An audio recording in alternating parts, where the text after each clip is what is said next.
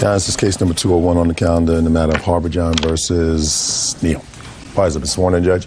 You may be seated, gentlemen. Have a seat, please. Let me try to simplify this rather lengthy complaint that I've read. Mr. Harbor-John, you are a used car salesman. New and used. And the defendant came onto the lot. You were his salesman on the lot where you worked. No. Where did he go to? Well, I wasn't his salesman at first. I was coming from lunch, and my witness, this was the salesman. You ultimately sold him a car. Unfortunately, it wasn't a car that was through your business. It was your own personal car that you had on the lot. Right. Not very good business. You sold him that car for $5,500. So far correct? Yes. And when you came onto the lot, you told either one of these two salesmen, that you were prepared to spend $5,000. Yes. But you couldn't find a car on the lot that you liked for $5,000. But did you see a sign in his car? No, ma'am.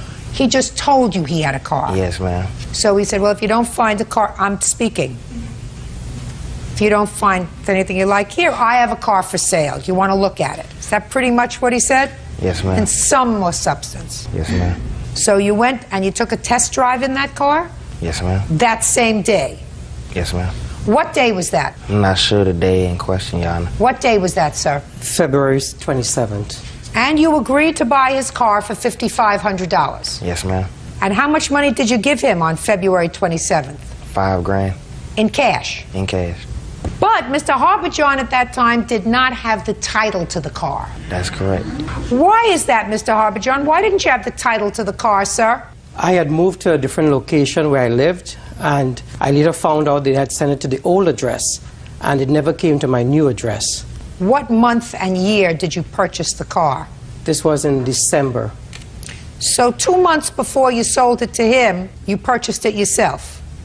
Is that what you're telling me? It was around three months around there, because it was the beginning of December. Why were you selling it, Mr. Harbor-John? Well, we had 3 cars, and I thought we were going to keep this car for a while. But then my wife advised me it's best that we go ahead and sell this car. Who did you buy the car from? The dealership that I worked at. How much did you pay for it? It was just over $3,000 with everything involved. So you were almost doubling your money in 3 months. Is that right? What I was looking at... Just listen to me carefully, sir. You were almost doubling your money in 3 months. If you bought it for $3,000 with everything in, and you were selling it to him for $5,500, that's a pretty good business deal for you, right? What word didn't you understand, Mr. Harbor-John? I was looking at the Blue Book value of the car. Did you understand what I just said to you? Well, yes. Yes. So the answer is you were making a pretty decent profit. If you could double your money in 3 months, yes, I would take that any day. Okay. Why is it that the place you worked for, Mr. Harbor-John, was willing to give you such a great deal on this car? If the Blue Book value that you sold him the car for was $5,500, how come they sold it to you for under $3,000? Because I worked there. And because you're a trusted employee. After I worked for... I'm speaking. Sorry. Because you're a trusted employee, right? Right. So you repaid their kindness by a couple of months later, instead of selling this gentleman a car off the lot where you work, you sold him your own private car. And you didn't have the title to the car. So you told Mr. Neal that you would get him the title when, Mr. Neal? In the next few business working days, and he said that he would sign it over to me when I gave him the remaining $500. And you accepted that? Yes. And you took the car? Yes. When did you get the title? It was about 2 weeks later, it seemed like. And we met at the DMV. He kept asking me, well, do you have the $500? Do you have the $500? And I said, I don't have the $500. You mean before you got the title? Yes. So I told him, I said, well, since I don't have the $500, and you keep calling me, hassling me about the money, go ahead and give me my $5 grand back. Since you haven't signed the title over, you can have your car back. And he said, no, I don't have the $5 grand. What'd you do with the $5,000? I had bills at home that I needed to take care of. So you spent his $5,000 without giving him, at that time, the title to the car? Yeah. Can I present this? No, I want you to answer my questions. Yeah. Sure. So when he said to you, listen, I don't have the $500 now, and I don't have the title, why don't I just give you the car back and give me my $5,000 back? You couldn't do that because you had used the $5,000 to pay bills. Is that right? Is that what you're telling me? That's part of it. That's all the part of it that I'm interested in.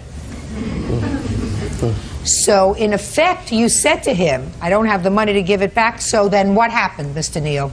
He then went ahead and signed the title over to me, and then we agreed that when I got the money, I would still pay him the remainder $500. And then what happened, sir? I received a phone call from him 2 or 3 days later, and he told me that, you know, he had lost his job because I had went to his job and I caused him to lose his job. Tell me about when you went to his job. You went to his job before you got the title? Yes. The reason I went to the job before I got the title was because everyone was telling me that, you know, you shouldn't buy a car without a title or something if you put that much down on it. You should at least... Did you get a bill of sale from him? No, ma'am. He didn't have one. He had a piece of paper. Can I see what he gave you when you bought the car? I don't have it with me, Your Honor. Well, what did it say, sir?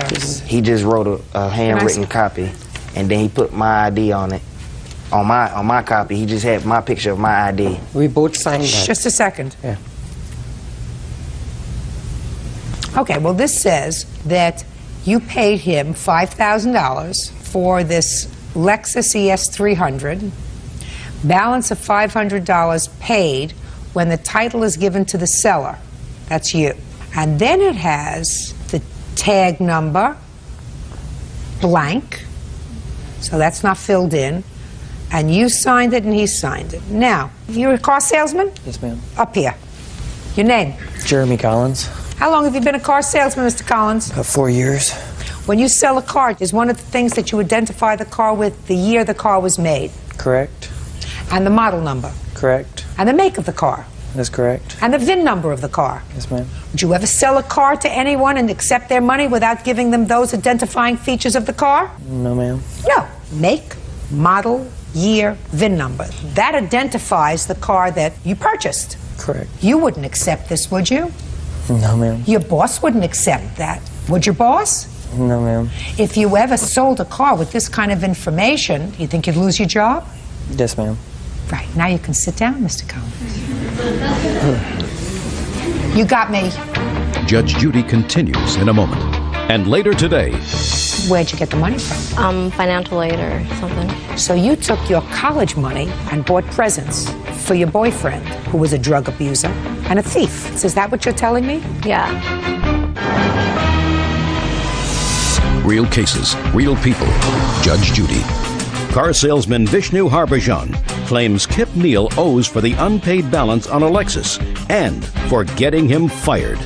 This is what we know about you, Mr. Harbhajan, because what you're suing him for is the $500 that you believe is still owed for the car, and $4,500 because you say he caused you to lose your job.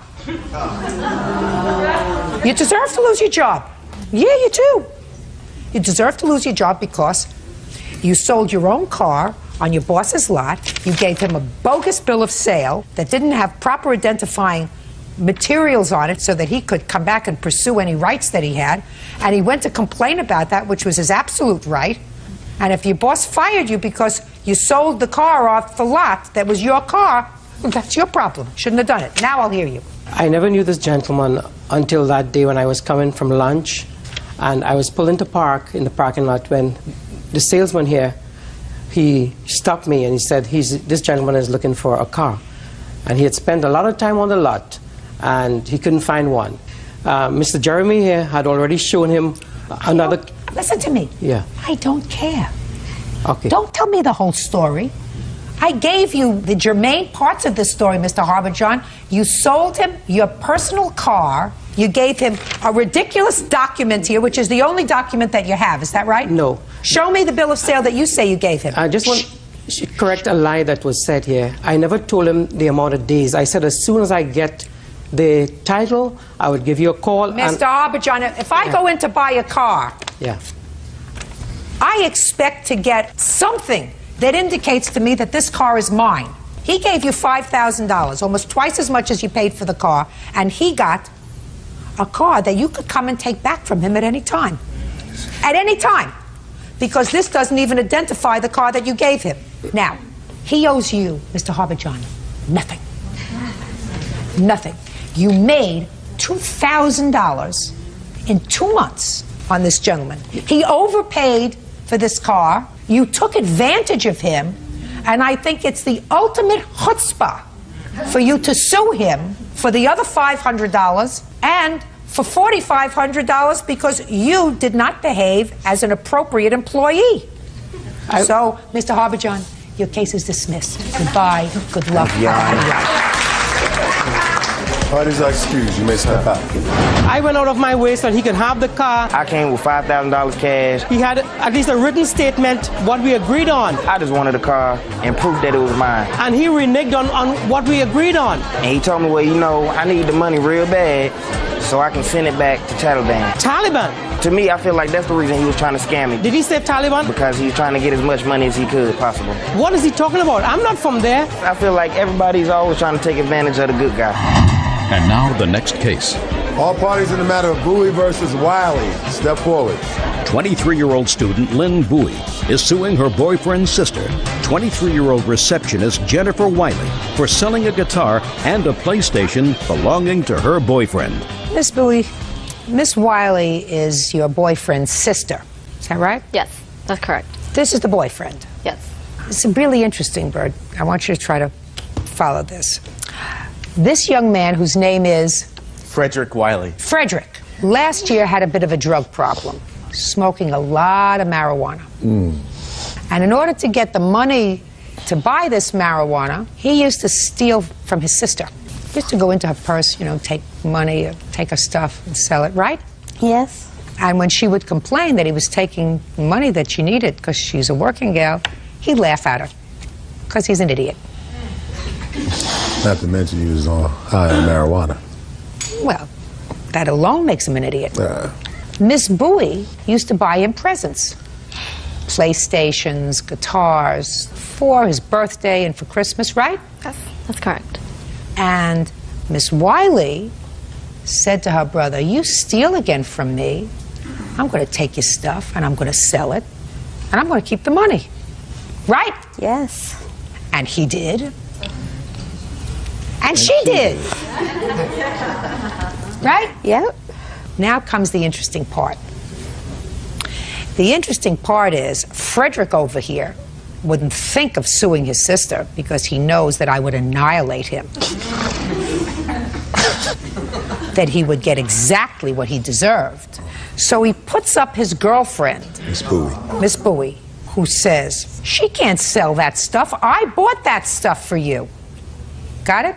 Oh, I got it. So Miss Bowie comes up with this novel lawsuit, which says, even though I bought him these things as presents for his birthday and for Christmas, I really gave it to him and it's shared property because I bought him the PlayStation so that we were going to use it together.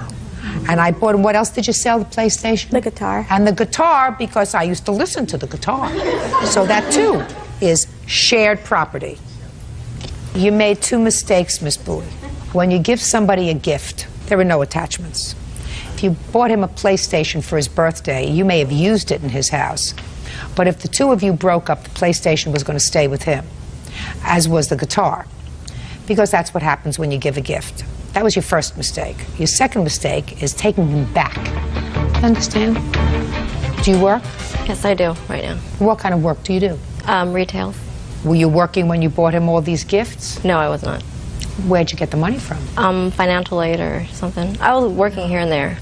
So you took your college money and bought him presents? Is that what you're telling me? Yeah. That was your third mistake. Because I want you to figure out what that means. That means that the government was giving you money to go to college, right? The people were giving you money because we were investing in your future. And you were taking that money and buying presents for your boyfriend, who was a drug abuser and a thief. Does that say you're smart? Now, understanding that you did that, and you broke up with him for a while, but then Frederick the Irresistible came back into your life. What is it that's irresistible about you, Frederick? I want you to step up here and tell me. Nothing. That's true. Do you work? No. Why are you looking up at the sky? Because I have to think about it. You had to think about whether or not you work? No, I don't have to think about it, ma'am. Do you work? No, I do not. How do you support yourself? Going to school and make sure that I stay happy with myself. Who do you live with? My mother. Are you the only son? The only son, yes, I will be. Am. What? I am. Yes, I am. Your mother favors you? Say no. Does his mother favor you? Yes, very much so. Do you go to school 8 hours a day? 12 units. I don't know about 12 units? Yeah. I could do 12 units standing on one hand. Wow. And so could you. Because I'm sure your mother wouldn't call you the favorite unless you were a real smart guy. So what do you do with the rest of your time, Frederick? Stay at home, listen to music. Play the guitar? Play the guitar. You used to when you had a guitar. Yes. Miss Bowie used her student aid to buy these things for you. Yes, she did. Well, why don't you get a job and pay her back? I'm currently right now looking for a job, so. Where are you looking? All over Orange County. How are you looking for a job, Frederick?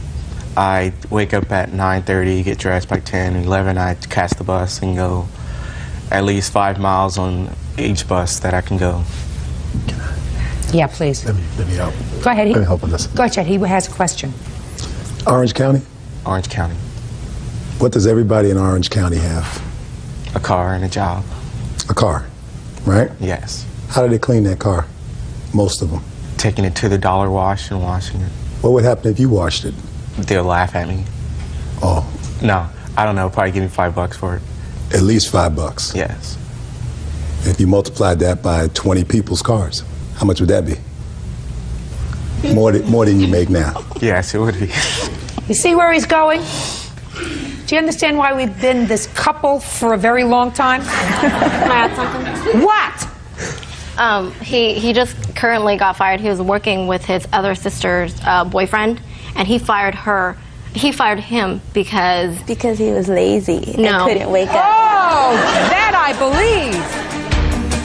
I don't want to get involved with this anymore. Listen, right now he's his mother's mistake. If you choose to make him your mistake, that's your problem. She didn't know you a penny.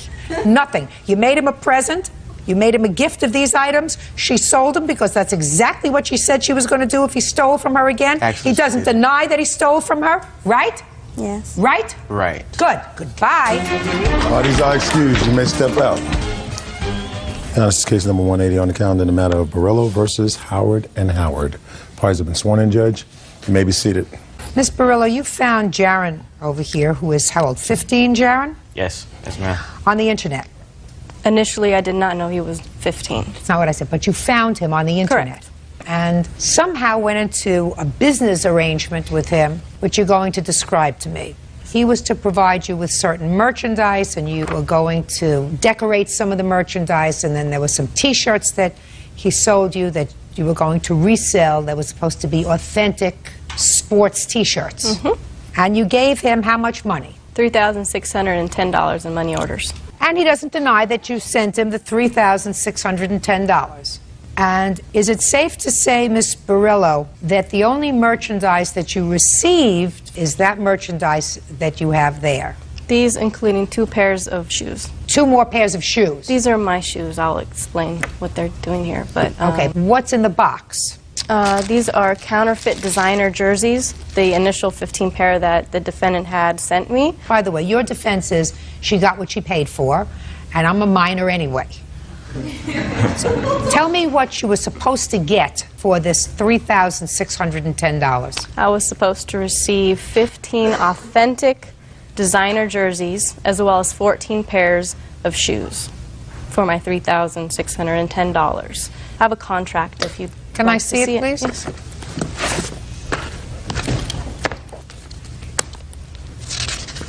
You take notice as well.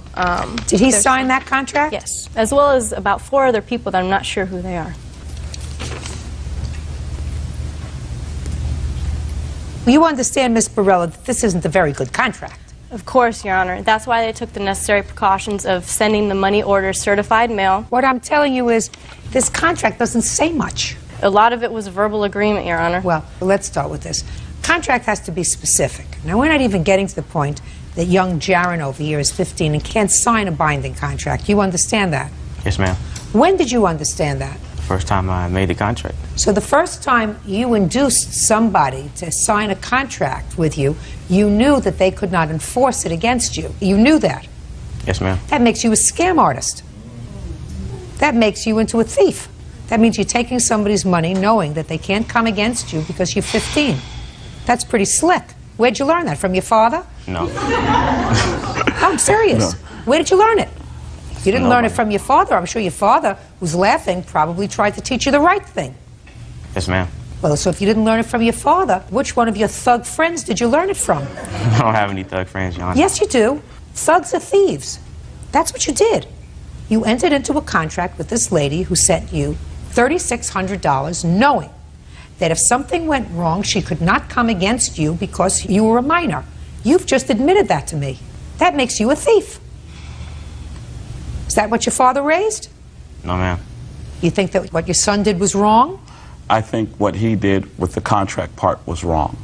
The part about him sending her the counterfeit or knockoff or whatever the hip-hop culture calls it was correct. He sent those to her, and that's what she wanted.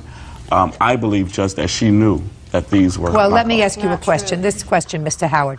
I'm not a genius when it comes to hip-hop clothing, but I am a genius as to what people sell on street corners. Yes. And if I can go and if I can buy a T-shirt for $5 on a street corner that's not authentic, why would I pay $100 for it if it was a fake? If I could buy a good fake for $5, why would I pay him $100 for a fake? Well, Your Honor, I believe that she's in that business of selling counterfeit stuff. If she's in the business of selling counterfeit stuff, why would she buy stuff from your son at a premium? That I don't know. He's 15. Well, it doesn't make sense. He's 15 years old. Listen to me, Mr. Howard. He's a 15-year-old slick. Okay. Are you following the common sense of what I'm saying to you? I follow you, Judge. If I can go to the local guy on the street corner who's selling Yes. pocketbooks that Yes. look like other pocketbooks that may Yes. be in my closet, and if I can buy those for $2 on the corner, why would I send him thousands of dollars over the internet? Because I believe that she thought she could make a profit. Your Honor, So just a minute. She could make a bigger profit if she bought it cheaper than $3,600. Judge Judy continues in a moment. Real cases, real people. Judge Judy. Jessica Borello says 15-year-old Jaron Howard ripped her off. Jessica says Jaron sold her over $3,000 in counterfeit sports jerseys.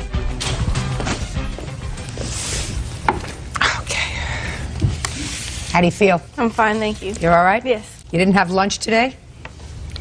Breakfast. Breakfast. Not enough. Did you get something? Yes, thank you. Okay. All right, we were on you, Jaron. Yes, ma'am. She was supposed to get a lot more merchandise than she got, Jaron. What happened to it? Well, after she got this merchandise, I told her I had $900 left, and I told her that $900 left out of the $3,600? yes. No, you mean that stuff? Just correct. a second. Shh. That stuff that she has there, these counterfeit T-shirts and 2 pairs of shoes, cost $2,700? Yes. How much profit did you make, Jaron? I only made $50 per jersey. You made $50 per jersey. Yeah, I get the jerseys for $100, and I sold it to her for $150. A piece? Yes, ma'am. All right. Meanwhile, she didn't get everything that you guaranteed that she was going to get. Is that right? Yes, ma'am. So what you want her to do is you want her to accept partial merchandise, and you'd be prepared to give her back some money. No, the rest of the money was going towards shoes, and the shoes that she wanted, they were $79 a piece. And there was no more shoes in the city, so I couldn't get them, so I was going to send her money back. So did you send her money back? No, I told her I was going to send her money back. She told me she had an emergency and to don't send the money back, and I never heard from her then. Why would I have you not send my money back? All right. Miss Barillo, were you under the impression that these were regulation authentic T-shirts? Correct. Yes, Your Honor. What happened when you went to try to sell them? I initially got the jerseys. They looked great. I thought I've never seen an authentic jersey before. So they look great. I went to my local malls. I met a sales representative. I showed him the jerseys. He took 2 samples. He turned out to be a sales representative for this jersey company who was working alongside a private investigator. He was trying to get me to go to jail because he thought I was running the scamming business of selling fraudulent jerseys. He found out that I did not even know Jaron. I had nothing to do with knowing that these were counterfeit jerseys. Can I see one? Yes. You can, if you'd like to see the difference, the company has actually lent us borrow a real jersey, and this is a fraudulent jersey. You can see the difference. Real. And now that I just... Could I see this, what she's talking about, the stitching on the side? Or, I don't know. You know, sewing was never one of my strong suits. That along with cooking and anything else domestic. Okay. Well, the color scheme is different. Oh, look at that. And I didn't realize that. And the tag, Your Honor, it's very poorly. Whatever. Somebody looks at it fast, like me, who doesn't know one group from the next. They look pretty close to me. Okay, so they're fakes, right? Yes. Jaron, they're fakes, right? Yes, ma'am. And you know you can't sell fakes, right? Yes. You knew that before. Well, yeah. Huh? Yes, ma'am. You knew that if you got caught selling fakes, so that they would close you down if they could find you on the internet, didn't you? Yes. And did you figure that they couldn't hurt you because you were 15? No. Did you think that they could send you to jail? I never thought about it. What would you think about? Did you think about the fact you were doing the wrong thing? No, I never thought I was doing the wrong thing. Well, you knew they were fakes. You knew you're not allowed to sell fakes. You just told me that. I know. Well, then you knew you were doing the wrong thing.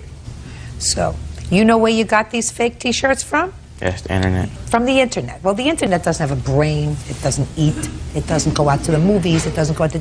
You got it from somebody through the internet. Yes, ma'am. And who was that? It was a website. They said they had a place in New York because the address is in New York. Did you ever go there? No, I've never been there. Did you ever call there? No, I never called. And when was the last time you purchased from them, Jaron? The time I bought these jerseys, about a year ago. Why'd you stop? The jerseys were out of style. I couldn't sell them. I couldn't wear them. And you miraculously stopped a year ago? Was she your only customer? I was selling jerseys to my friends and stuff. And your friends were buying them from you? Yes, ma'am. Because they like the fakes, right? I guess, yes. Yes, ma'am. See that box of junk over there? Yeah. It goes back to Jaron. Okay. Those are your shoes? These are my Now you shoes. want to tell me the story about the shoes? This is just initially how he contacted me. I do shoes like this, and I had a pair on eBay. And he wanted me to initially do some shoes for him. He said he did the same thing by painting shoes and selling them. Is that what you did? Yes, I did them for myself mostly. He said he sold them to rap stars. No. So that's how you got started. Initially, All right, those No, are- I didn't say I sold them to rap stars. Yes, you okay. did, Jaron. Where are the two pairs? I'm not so sure you're completely innocent in this whole thing. Judge Judy continues in a moment. And later today, If you took the keys and you put them in your pocketbook and you put your pocketbook under your pillow where you slept, nobody would have gotten their hands on the car keys. You put your keys under your pillow when you sleep. real cases, real people. Judge Judy. Jessica Borello says 15-year-old Jaron Howard ripped her off. Jessica says Jaron sold her over $3,000 in counterfeit sports jerseys. Okay. Mr. Howard, you are responsible, sir. Yes, I am. You are responsible because he's your son. You knew what he was doing. All you had to do was ask the questions that I'm asking, and you would have recognized, if you didn't at Yes, the Your time, Honor. that your son was doing the wrong thing. Right. So you and your son are getting back all that junk over there, and she's going to see to it that you get the 2 pair of shoes as well that you have. Clear? Clear. Good. What? There were 4 pair of shoes. Show me that you delivered 4 pair of shoes. There were 4 I pair will of buy you shoes. 2 extra No, pairs. just a Jaron. second. Did he give you 4 pairs or 2 pairs? 2 pairs, Your Honor. Your Honor, I was with Jaron when we bought the 4 pair of shoes. Okay. Me and my wife was with him. Okay. I How did much did not. you spend for each of the 4 pair of shoes? You can deduct that. They were 84 84. something with tax. Okay. $3,511. Bird, he gets all the junk and she gets her money back. Thank you very Will much. do. That's all. Price Gotta do the right excuse. thing, young man. You may step out. And now the next case. All parties in the matter of Richards versus Highsmith. Step forward. Caretaker Algerine Richards is suing her niece's friend, 27-year-old cashier Jamelia Highsmith, for damages to a rental car. Jamelia says a friend took her keys without permission and wrecked it. Miss Richards, Miss Highsmith is a family friend, Yes, and she is a close friend, according to your complaint, of your niece. yes. The defendant and your niece were planning to go on a trip. they needed a car. Ms. Highsmith asked if you would rent a car for her. Yes. And she would be the authorized driver. Yes. Why did you need someone else to rent the car for you? Because I couldn't rent one without a credit card. And you don't have a credit card? No, ma'am. So you were asking Miss Richards to do you a favor? Yes, ma'am. And she did? Yes, ma'am. That was nice of her. Yes, ma'am. And you signed that you were the authorized driver on this trip? Yes, ma'am. And then, Miss Richards, you get a call that someone else was driving the car. The car was in a bad accident. Since Miss Highsmith was the only one who was authorized to drive the car company's insurance disallowed the claim. True. And they are holding you responsible for all of the damage to the car, and until it's paid, you can't rent a car yourself, and you're going to have this judgment against you on your record. Yes. And Miss Highsmith says it's not her fault. So you're going to explain to me, Miss Highsmith, why it's not your fault. Oh, well, on January the 12th, me and Kawana and her friend, Ann, we went to see my boyfriend, and I put the keys on the counter, and I fell asleep, and I get a knock on the door saying that the car was in a wreck. So I asked Kawana how. She was like, she let Ann hold the car, and I was like, so we just went straight to the scene of the accident, and we called Miss Algerine. And from there on, I thought everything was all right. Miss Algerine came to me, and she was like, she ain't going down for this, so I need to press charges on her niece, stating that I didn't give her, which I didn't give her permission for the keys, but at the time I went to do that, they gave me the hassle because I was the co-driver and I wasn't over the rental car. I was just the driver of the car. Why weren't you more careful with the keys? If I lay the keys down, if I don't tell nobody to pick them up, should nobody pick them up. That's what anybody property. Let me ask you this question, Miss Highsmith. As between you and Miss Richards, who do you think is more responsible for what happened to the car? Between the two of you? Neither. No. You have to listen to what I'm saying. Okay? I want you to listen to my words. As between you and Miss Richards, who's more responsible for what happened to the car? I still say neither. Well, let me put it to you this way. She was home in what state when the accident happened? And in what state were you and the car? I was in Florida at the time. I hadn't been to Chicago. Just a second. In what city in Florida? Were you both in the same city? No, we was not. What city were you in? I was in Lake Wales. And where were you? Arbondale. And where was the car? In Arbondale. And how far from where she lives was Arbondale? About 30 minutes. So she would have had to have a very, very long arm to have responsibility for that car. Yes, ma'am. Yeah. So, Miss Highsmith, as between you and Miss Richards, she did a good deed. You had control over the car. If you had taken the car keys and put them in your pocketbook and put your pocketbook in a safe place, nobody would have gotten the car keys. Isn't that right? Was in the safe No, listen to what I said. If you had taken the car keys and put the car keys in your pocketbook and put your pocketbook in a safe place, nobody would have gotten control over the car keys, right? They was in a safe place. No, they weren't in a safe place. You told me you put them on the counter. If it's my belongings, I should have tell nobody not to touch my stuff. The only thing I fault you for is having bad judgment, because this lady is, you know, so thick, it's almost like molasses pouring from here to here. Yes, ma'am. Nothing is her fault. True. If you took the keys and you put them in your pocketbook and you put your pocketbook under your pillow where you slept, nobody would have gotten their hands on the car keys. You put your keys under your pillow when you sleep. I put my valuables away when I'm in a hotel, when I'm in somebody else's house. I don't take off my rings and say, nobody else should touch that. I don't want anybody else to touch that. And I don't take out my wallet and leave it on a counter in a hotel and say, nobody else better touch that. I put my things away.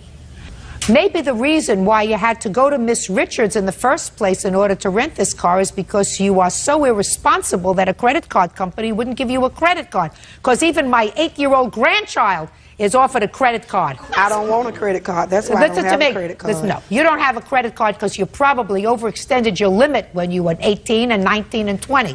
Don't tell me you never had a credit card because you don't want one. I never had a credit card. I have cash. So I assume that you have enough cash to take care of all of your bills. Can I see the estimate of the damage, please, from the credit card company? And Ms. Highsmith, if you believe from that hers. someone else That's the is damage. more responsible than you are to pay for this, sue them. Do you understand? Judgment for the plaintiff for the amount of $3,889.49. And if you think that the person who took these car keys from where you left them on the counter should pay this bill, that's what courts are for. That's all. Parties are excused. You may step.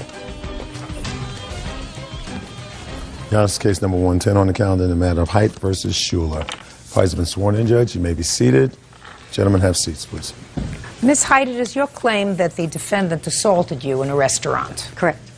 You are suing her for damages, not so much for the injury that you sustained, because she, according to you, hit you in the face, but for the emotional distress that you suffered. You didn't have any medical bills, did you? A few.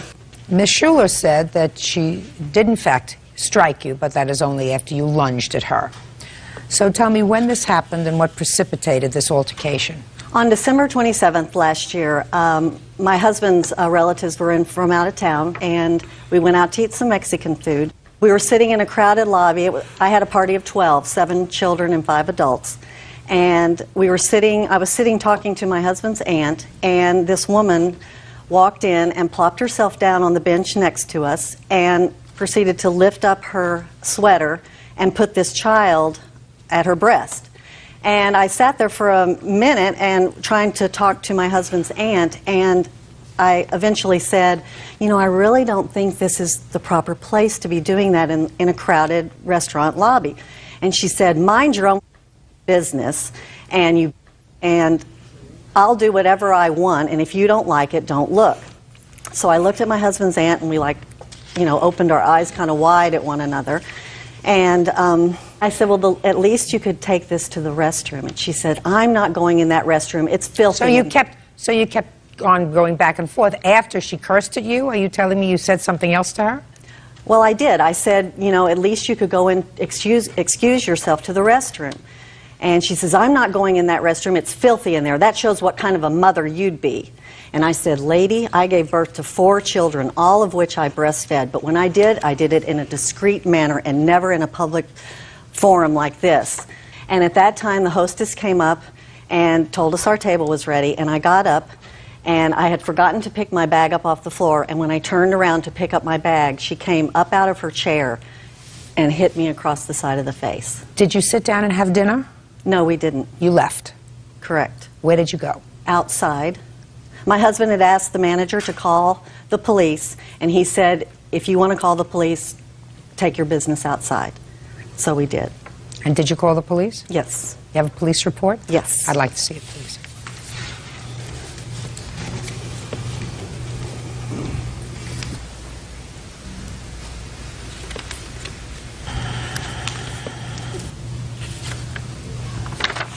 What kind of medical attention did you require? The next morning on Sunday, I went and saw my primary physician, and he checked out my face, and the next day I went and had an x-ray of my jaw. It was okay? It's okay.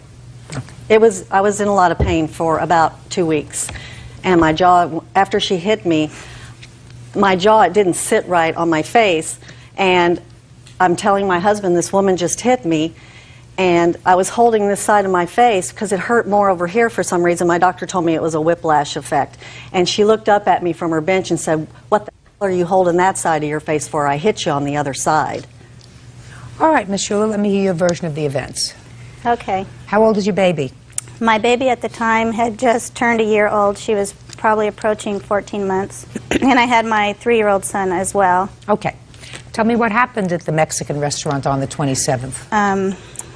It's ironic. We had a choice of like 6 places. We chose this place. We went in and the lobby was just packed. I went up to the hostess and I said, how long of a wait do you think it is? And she said, 5 minutes.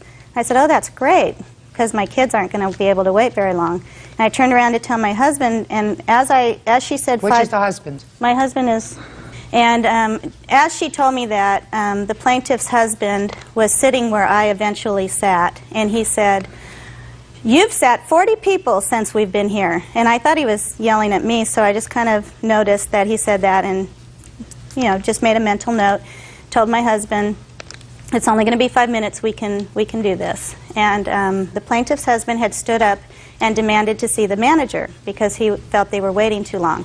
And he left his seat. So I sat down in his seat.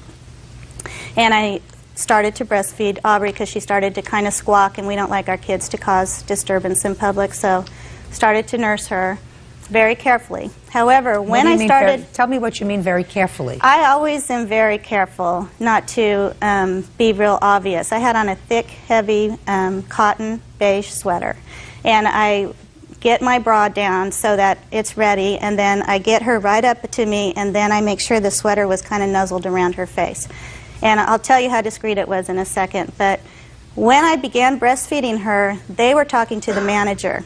And he told them, he said, yes, we had to clean the tables. And the plaintiff says to him, and I'm sitting here, I don't have anything to do, so I'm obviously listening. And she says, well, what did you have to do? Take them out back and refinish them? And I just thought, oh, these people are really mad, because that was the second comment I heard. So the man sitting next to me, eventually I found out was in her party. But my daughter was kind of flicking her leg like this, and it kind of got his attention. So he leaned way over into my space and said, hi, honey, what's your name? And she kind of waved at him, but never came off the breast. I had my sweater around. He went back to his seat. I didn't want to embarrass him and say, excuse me, sir, but I'm breastfeeding, you know. I didn't want to I just wanted it just to go. Then she says, well, sure, just whip it out in front of the whole lobby. And she didn't see me whip anything out because I had been breastfeeding for some time. And the poor man says, oh, I'm sorry, I didn't even know she was nursing. Judge Judy continues in a moment. When she raised her sweater, she exposed her breast. She got so close, she was this close, and I slapped her while I was sitting and breastfeeding my daughter. I didn't know what. I was afraid. Sticks and stones, but you can't use But I didn't even force. have sticks and stones. Real cases, real people. Judge Judy. Patricia Height says Sylvia Schuler hit her in the face. Sylvia says Patricia was harassing her because she was breastfeeding her baby in a restaurant. Go ahead. So she says another few comments like you should go to the bathroom. And I finally said, excuse me, ma'am, but you are extremely rude. Because I'd seen her being rude to everyone, and now she was being rude to me. And I did have a dialogue with her. I'm sorry, I don't use words like, okay, or I don't talk like that. That's not in my vocabulary. I'm not saying I've never cursed, but I don't curse to people I don't know, most definitely. And she said I should go to the bathroom, and I said, where would you like me to sit in the bathroom? On the toilet? I can't nurse my child on the toilet. And I said, there's really nowhere to nurse. I said, I guess you don't believe in nursing. And she said, I nursed 5 children, but I was much more discreet. And I asked her, I said, well, what can you see? And she just rolled her eyes. She couldn't see anything. So my husband says to her husband, you know, I'm sorry if my wife's breastfeeding is offending you, but she does have the right to feed my daughter wherever she would like. I'm not sure of all their dialogue because they were over there. She kept at me. And so my husband turned and said to her, he said, excuse me, ma'am, but if it offends you, look away. And that's when her husband reeled around and said, you don't talk to my wife that way, and I'm going to kick your effing ASS. And then that went on, and I'm just kind of watching going, oh no. And I'm getting very worried, what's going to happen? It was getting out of hand. It was. And so the manager... Who's the manager? This is the manager of the restaurant. Come up here. Tell me your name. Peter Holder. Did you observe this incident? Parts of it. Did you observe when Miss Schuler hit Mrs. Height? No. If you didn't observe this assault, why are you here? To help shed some light on the disposition and the nature of the plaintiffs and how aggressive they were. I'd like to hear that. Go ahead. Rarely do you have I encountered somebody as hostile and aggressive as this. Who? The plaintiffs. They when they came in, we told them it would be about 20 minutes, and for a table, it takes you have to put a certain number of tables together for 12 people. Did they have a reservation? No. Okay. So you told them it would be about 20 minutes. Yes. And 10 minutes later, the hostess came and got me. I was back in the kitchen and said, this man would like to see the manager. He's very upset. So I went out and, how can I help you? And he says, you're seating all these people ahead of us. We've been here way past 20 minutes. It had been 10 minutes. And I said, well, a lot of our tables only hold 2 and 4 people, and that's who we're seating. We have a place all picked out for you, waiting for one more party to leave. And that's when Patricia, I believe her name is, said... Mrs. Height. Mrs. Height said, what do you have to do, take them out and revarnish them? And I went, whoa. And right after the incident, the plaintiff's husband threatened using that language him again, and that's when I asked him to leave. What did you hear? I should kick your... So they were angry? Very. Okay, have a seat. All right, Ms. Schuler, tell me what happened after Mr. and Mrs. Height's name was called and indicated that their table was ready. I believe what got her so angry was that her friend sitting next to me was apologizing profusely, saying, and I didn't realize he was with them until this, and he said, I'm so sorry, and I don't know what's going on with them, and I don't know why they're acting like this. And I said, do you know those people? And he was saying yes, and then their table got called. So he was apologizing to me. I was talking to him. The plaintiff and the aunt stood up. The aunt passed. The plaintiff came over to us and said to him, stand up. You don't need to apologize to her. And as he passed me, she lunged at me and said, he didn't come here to see the likes of you. And she got so close. She was this close, and I slapped her while I was sitting and breastfeeding my daughter, still breastfeeding, and I slapped her because she came so close. I didn't know what. I was afraid. Well, you know that you can't do that. I really didn't. I swear to God. I will swear to God, I did not know I couldn't defend myself. Well, I don't think that is a question of defending yourself. Well, but, you know, you can't use sticks and stones, but you can't use But I didn't even force. have sticks and stones. Miss Schuler, you know exactly what I'm saying to you, madam. Don't be a passive-aggressive with me. Real cases, real people. Judge Judy. Patricia Height says fellow restaurant patron Sylvia Schuler hit her in the face. I mean, if you saw a man sitting there and scratching himself because he had an itch, would you have the gall to say to him, can't you do that someplace else? Can't you go into the bathroom? Why don't you go do that in the car? You wouldn't say that to him. Well, you wouldn't say that to him. What you would do is you would take your children, if you believed it was offensive, and you would go outside. You would say, I can't believe that guy can't be more discreet about scratching himself. Well, when she raised her sweater, she exposed her breast, and that's what I had a problem with in a public place. And I want to tell you something. I don't necessarily believe that that's true. I believe that that's a convenient thing for you to say now, and I don't believe that she cursed at you, Ms. Height. I do not believe that you said to her very sweetly, could you please do that, or don't you think you could do that someplace a little more discreetly? And she turned around and called you the names that you attribute to her a moment ago. I don't believe that that happened. Can I let my husband testify? Oh, you can, but I won't believe him either. I don't believe she said that to you. She did. No, I don't believe she said that to you. I believe that you kept going back and forth because it would make sense if she said, this is what I'm going to do, and then you came back to her and said to her, can't you just go to the restroom? Because if somebody came back and cursed at me like that, I would say if I were a normal person, gee, this person's a little bit off, I'm not going to have anything else to do with her. But you didn't do that. You came right back and you said to her, according to you, after she cursed at you in a vile way, you said to her, calmly, you could at least go into the restroom. That's not what I'm hearing from the manager of the restaurant that was your demeanor on that day. He didn't. Now, that doesn't mean, madam, that you have the right to put your hands on her. You don't. She has absolutely no right to tell you that you can't breastfeed a child, which is a perfectly natural thing. Some people prefer to do it privately. They feel as if for everybody's sake, including the child's sake. The child was 14 months old. Perhaps we could do this privately. I can go out into the car. I can go into a private corner. I don't have to be in the middle of a lobby with 50 people around me and breastfeeding my child. But that's your prerogative. You know, you say it's a natural occurrence. It is a natural occurrence, and you can do it. There are lots of things that are natural that you don't necessarily do, you know, in the middle of Times Square. However, you understand what I'm saying to you? I do. I'm not being judgmental. I'm not being at the risk of offending the La Leches. I did not breastfeed my children. They grew up just fine. My generation didn't do that. But all my children and their children have all been breastfed. And they whip it out just around anywhere they want. I'm just trying to get over. Well, you're just trying. I'm just trying to get over. I'm not being judgmental. Well, it's not your prerogative to tell her what to do. And I don't believe that you were hurt either. I believe she slapped you and your pride was hurt. But you can't hurt her.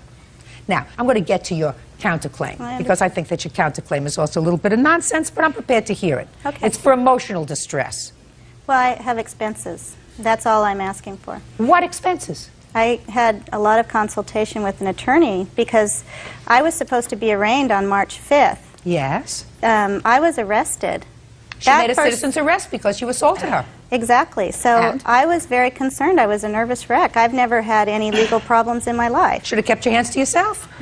May I ask you a question? Because I'm very interested in the answer to this question. Sure. How close can someone get to you aggressively? How close can an aggressor get before you have the right to protect yourself? Where was your husband when all this was going on? Watching my 3-year-old, who is very active. Is what you're telling me that you were fighting back and forth with this lady and things had gotten so aggressive that she was cursing you, she was screaming at you, your husband got involved, you got involved with your husband, and yet your husband left you to go watch your 3-year-old? Is that what you're telling me?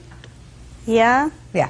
You put your hands on her. She has the right to make a citizen's arrest. So if that's the expense that you want because you consulted with an attorney, I'm going to deny that application. Okay. And I think that she had no right to put her hands on you, and you have to be compensated for that. But you have to be compensated commensurate with the damage.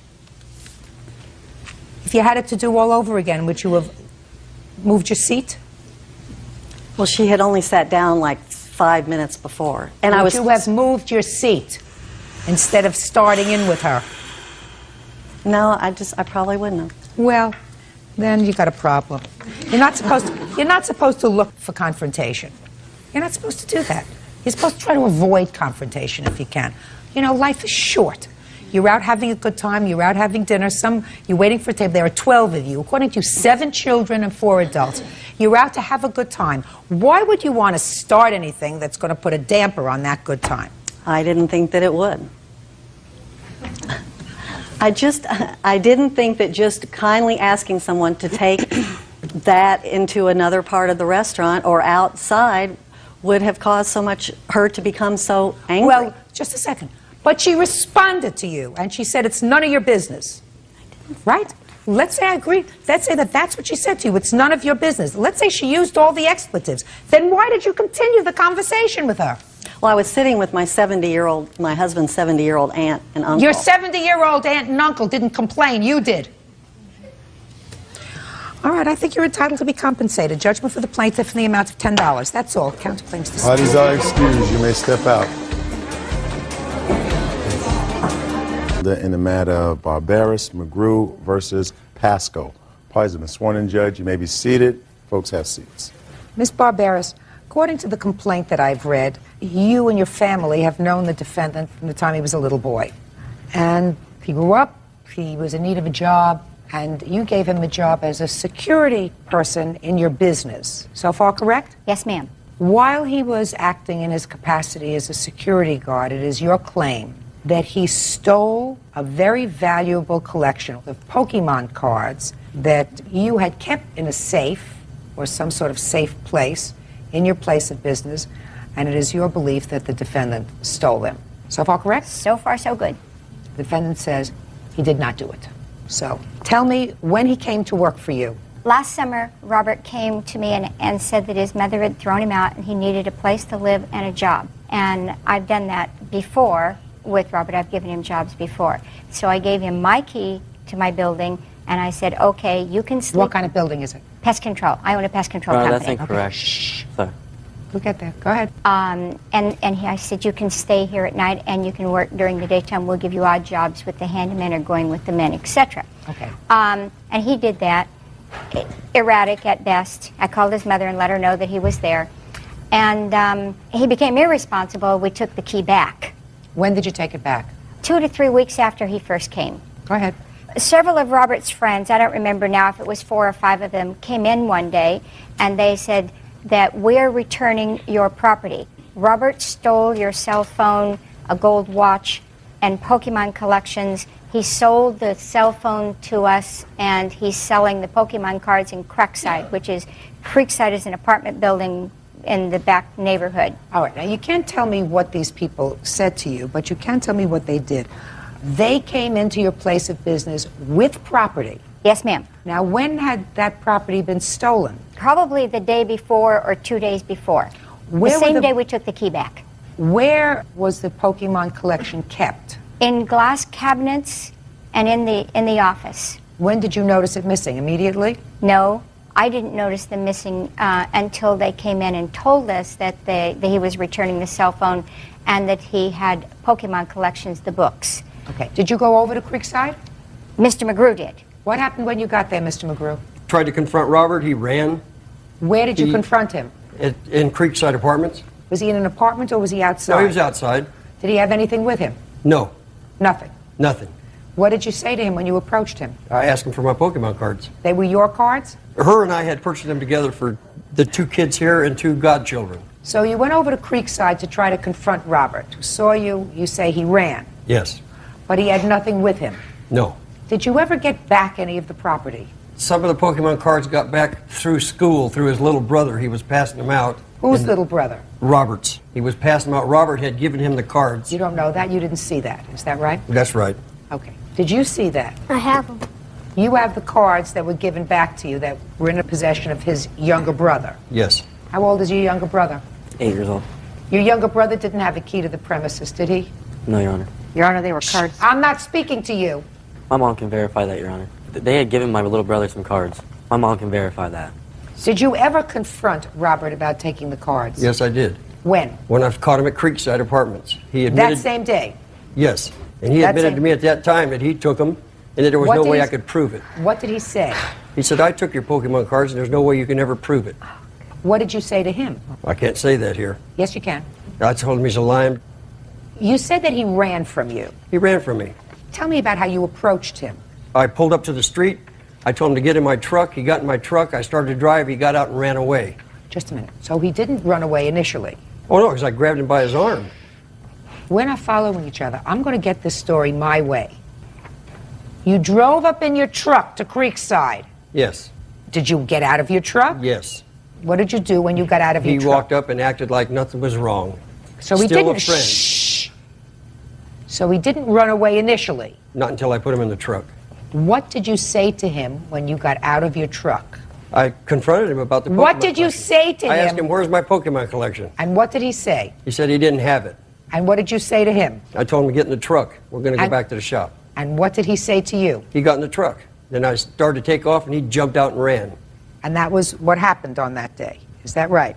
No, I went back to the shop. A friend of mine came back with me to Creekside, found Robert, trapped him upstairs on some steps. He was hiding up behind this big guy, a friend of mine. And we had the police called. Yes. Police came, did nothing, took him in on some warrant that he had. Just a second. When you had him trapped in the stairwell, was there any conversation that you had? Yeah, he told me that he did it and there was no way I could ever prove it. Is that when the conversation took place with regard to the Pokemon cards? Yes. Did you tell that to the police? Yes. When the police came? Yes. Did they write it down? They took a report. Do you have the report? No, I do not.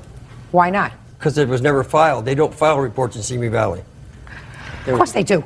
You don't have the police report? There was never a police report made, Your Honor. There was a police report, There was a Your police Honor. report made, the officer's name. Why didn't you get a copy of the police report? They never filed a police report. They have a number 0018796 of That's some a report. report. That's a report. Listen! Yes. Police respond, they have to file a report whenever they respond to a location. Do you understand that? Not in Simi Valley. Simi Valley is still part of this world. Not It's really. still part of the United really. States. Not really. There's no crime. We don't have crime in Simi. Everything's civil. Your Honor, if I may say, Sure. he did I'm not actually... ready for you yet. I'm not ready for you yet. I'm not I am. so sure you didn't do this. Yes, Your Honor. Do you understand what I'm saying to you? Yes, I do, Your Honor. You understand clearly what I'm saying to you. I understand. I have very, very good intuition. Very good intuition. I understand. Good. Real cases, real people. Judge Judy. Portia Barberis and Dennis McGrew say former friend 19-year-old Robert Pascoe stole their collection of valuable Pokemon cards. Robert says they've got the wrong guy. Now, how many times have you been arrested? Few. How many? 3 or 4. For what? Drugs. Drugs. Under the influence. Using or selling? Using. Ever been arrested for possession? No. Of course, you had to have them in your possession in order to use them. Right. Right? Yeah. What kind of drugs were in your possession when you were arrested? I was under the influence of a controlled substance. What? Methamphetamine. Where did you get them? Friends. Wherever I... That costs money. I never... Listen to me. That costs money. Sure. How old were you when you were arrested for the first time? 16. How old were you when you started to work for them? 17. Between 17 and 18. How old were you when the Pokemon cards were stolen? 18. Immediately prior to the Pokemon cards being stolen, when was your last arrest? When I was 18. Was it before or after the confrontation with the plaintiffs? Before. Before. Yes. How much before? Maybe about 4 or 5 months before. And what happened with that case? I was put on probation. Went to jail for 3 days. And prior to that, were you also placed on probation? To another charge? No. One of the 3 or 4 other cases of arrest. I was placed on probation once, and that was for the drug. That was it. What happened to the other arrests? They were just put all together into one. I got charged with diversion. I got put on diversion. You got a forfeit. I got put on diversion. I violated it. They reinstated it when I messed up and got the other ticket. Since July of 2000, have you been arrested? Yes, I have. Huh? Yes, I have. Yes. For what? Failure to appear. Failure to appear for what? Court date. Don't play It was with me. diversion. I violated my diversion again. I did not finish How my did you classes. violate your diversion? Did not finish my classes. What about drug screenings? Never had one dirty test, Your Honor. So why were you violated? For not going to my diversion classes. They're drug Why meetings. didn't you go to your diversion classes? No real excuse. I just didn't have the money at the time to get out there. It was in a different valley. Well, what are you doing now? Right now, I'm working. For whom? My mom's friend is a construction worker doing concrete. How long have you been working for them? Just for about a week and a half. And before that, what were you doing? I've had many jobs. I mean, You can't hold I on worked to at a a job fast if food you're place. doing meth. You know that. That was before that, Your Honor. I've been clean for quite a few months now. How many is quite a few months? 4.5 months. Were these people nice to you? In the beginning, yes, Your Honor. They were. They opened their arms and they did let me stay in there and they did offer me a job. And that was at a time when things weren't going so well at home. You were using drugs off and on. You were arrested a lot. Correct. Did you need money back in the summer of last year? No. I just needed food in my stomach and a place to sleep. Well, you were using some drugs last Not at the time when I was homeless. When I got kicked out, I just stopped using drugs. I couldn't afford it, Your Honor. I was worried You could about... afford it if you sold Pokemon cards. Never stole those Pokemon cards, Your Honor. You liar. For one, Your Honor, I was Don't speak. never given a key to stay there. They would never give me that key, Your Honor. Robert. Robert. They never gave me a key there. Just a Robert. second. No, you guys never gave me a Shame key. on you. Just You a had second. my key. Just a second. Did you Shame on you. physically? Did you physically give him the key? Yes, I did. Tell me when. When he first came there, he said he didn't have any place to stay. I called his mother. She said, "Okay, I know where he's at." And I gave him my key. She never gave me her key, Your Honor. Yes, she did. No, she did not, Your Honor. Of course she did. She didn't trust me enough to give me her key. Okay, one of my friends had stolen that cell phone. When my friend came in there and stole that cell phone, Your Honor, he nobody had got- trusts him enough. Listen. Now leave. Leave. Leave. So the cell phone had been stolen by one of my friends, and I took responsibility for that and told him to go turn it back in because it was my job that was getting... Just a second. Now we're getting somewhere, Robert. How did you know one of your friends stole the cell phone? He had told me. The cell phone was in the office. Correct. How did your friend get into the office? Doors open all the time. They're open 24/7. I was not with him, Your Honor. He had showed me the cell phone. He said, "Look, I took this from Dennis." I said, "Well, you got to return it because you're going to get me in trouble. They're going to think I stole it. You got to go return it." What's his name? Kevin. Where does he live? Didn't see me. And so you're telling me that this Kevin is the one who stole the cell phone, Correct. and because you told him to go return it, he went in and returned the cell phone. Yeah, it was my roof over my head and the food in my stomach. I wasn't ready to risk that. He was a friend, but not obviously a good one. Stealing from my work. Did you come into some money recently? Not recently, but it's... When? It's supposed to come in, Your Honor. How much money? A couple million. Couple of million. Correct. For a wrongful death of my father. Mm-hmm. When was the last time you lived with your father? I never lived with my father. I would assume that that's one of the reasons why you've pursued this. I didn't know about 2 days after my mom had called her and told her about my father dying, she decided to file a lawsuit because she knew I was getting some money. I had seen Dennis in the pawn shop. He confronted me. He said, Started saying all these words to me, bad words. I hope you die exactly how your father died. If not, I would do it myself, but I want my money. It's exactly what he said. Your Honor, do the boys get to speak? About what? About getting the cards back from Austin and the time that I saw Patty in the parking lot and I reached into her front seat and picked up a $500 card that belonged to this collection. Really? Yes. Oh, that's well, I'd like to know when that happened. Patty is his mother? Yes. Okay, let me hear. She pulled up to the parking lot when I was picking the kids up from school, and I went over to her and I said, it's probably not a good idea, because I had gone to the principal about 3 weeks after this whole thing happened, and I says, it's not a good idea for Austin to be bringing these Pokemon cards to school and are giving them to friends. These are some valuable cards. And I opened the door and I was talking to her and I reached on the seat and I picked up a Blastoid, first edition Blastoid, Japanese. And I says, there's one of them right there. And she said, well, take it if it belongs to you. I said, it's about a $500 card. And I says, no, you keep it, because when the police get around to getting there, you'll still have it and you'll present it to him. She says, well, I still have all the rest of them on the shelf at home. And then she called me and said that she found them in a dumpster. That they had found all of these Pokemons, all these valuable Pokemons. I mean, we're talking $5,000 right there in what we retrieved in the dumpster. So I immediately went to the dumpster. There was a lot of trash there, but there was not one card, not one piece of plastic, not one shred of all of these thousands of dollars worth of Pokemon that I my believe collection. You. Listen to me. Okay. I believe you. Okay. Thank you. How does that tie into him? She has him in her car. She says they found him in a dumpster. Oh, Do I believe her? That was weeks later. Do I believe her? I know you don't believe her. I didn't believe it either. No. You haven't heard the truth yet. I don't have a car, first off. I have a truck. She couldn't even see into my truck to see on my seat. She's not tall enough. Open the door. Oh, you opened my door now. Okay. Hey! We have the cards with his name on them. With whose name on them? His name. It's his collection. The cards that were stolen are in his possession now with the values on them and his name on them. Yes. He has those. Where did he you got get them from Robert's little brother? I understand that. There has to be a nexus between Robert's little brother. The little brother said Big Brother gave him to him. Listen to me. That's hearsay. Now, if you were in a criminal court and the little brother were here or in the courthouse so that a judge could say to the little brother, where did you get those cards from? Do you understand what I'm saying to you? I understand, and I understand the little niche in the law there. It's not a niche in the law. It's going to help him be found not guilty so that six little kids have lost their Pokemon collection. They've lost it anyway. That's true. They've lost it anyway. But at least they have got justice if you decide that he did I'm this. telling you, I've told you that he did it. I agree. I believe he did it. But it doesn't in mean order that for justice me, is going to be served you're absolutely right. Robert, I want to tell you something. There's a piece of me, sir, that says that you are either personally involved or know how it came about that this valuable card collection was stolen. This is a card collection that has probably been in the same location for a very long time. Is that a fair statement? Yes, ma'am. It just so happens, coincidentally, that some meth freak who they gave a break to was living in the back room at a time when the Pokemon cards disappeared. Now, I don't believe him that you confessed. No. I don't believe him that you confessed.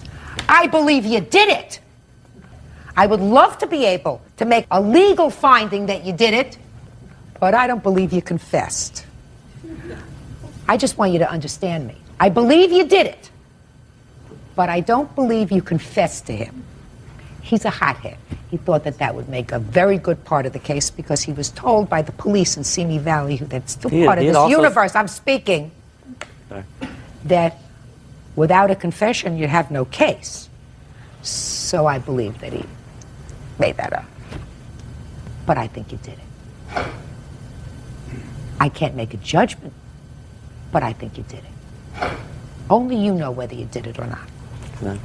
I know. Oh, I know. I know I didn't. Oh, I know you did. I feel it, but that's not what courts are about. Now, the fact that the mother makes up some cock and bull story that they came from a dumpster, right? Good one, huh? It's a good one. It's a good one. You haven't heard from me. You haven't heard from me what the story is. You've heard from her. All I want to know is, well, you want to tell me that your son told you that his older brother gave him the cards? My son can tell you because my son was with me, calling me at school. I don't He'll want to tell call you. him. I listen to He'll me. tell you. I don't He was wanna- with me when we found him. She had given him cards. And I don't know that they were her cards.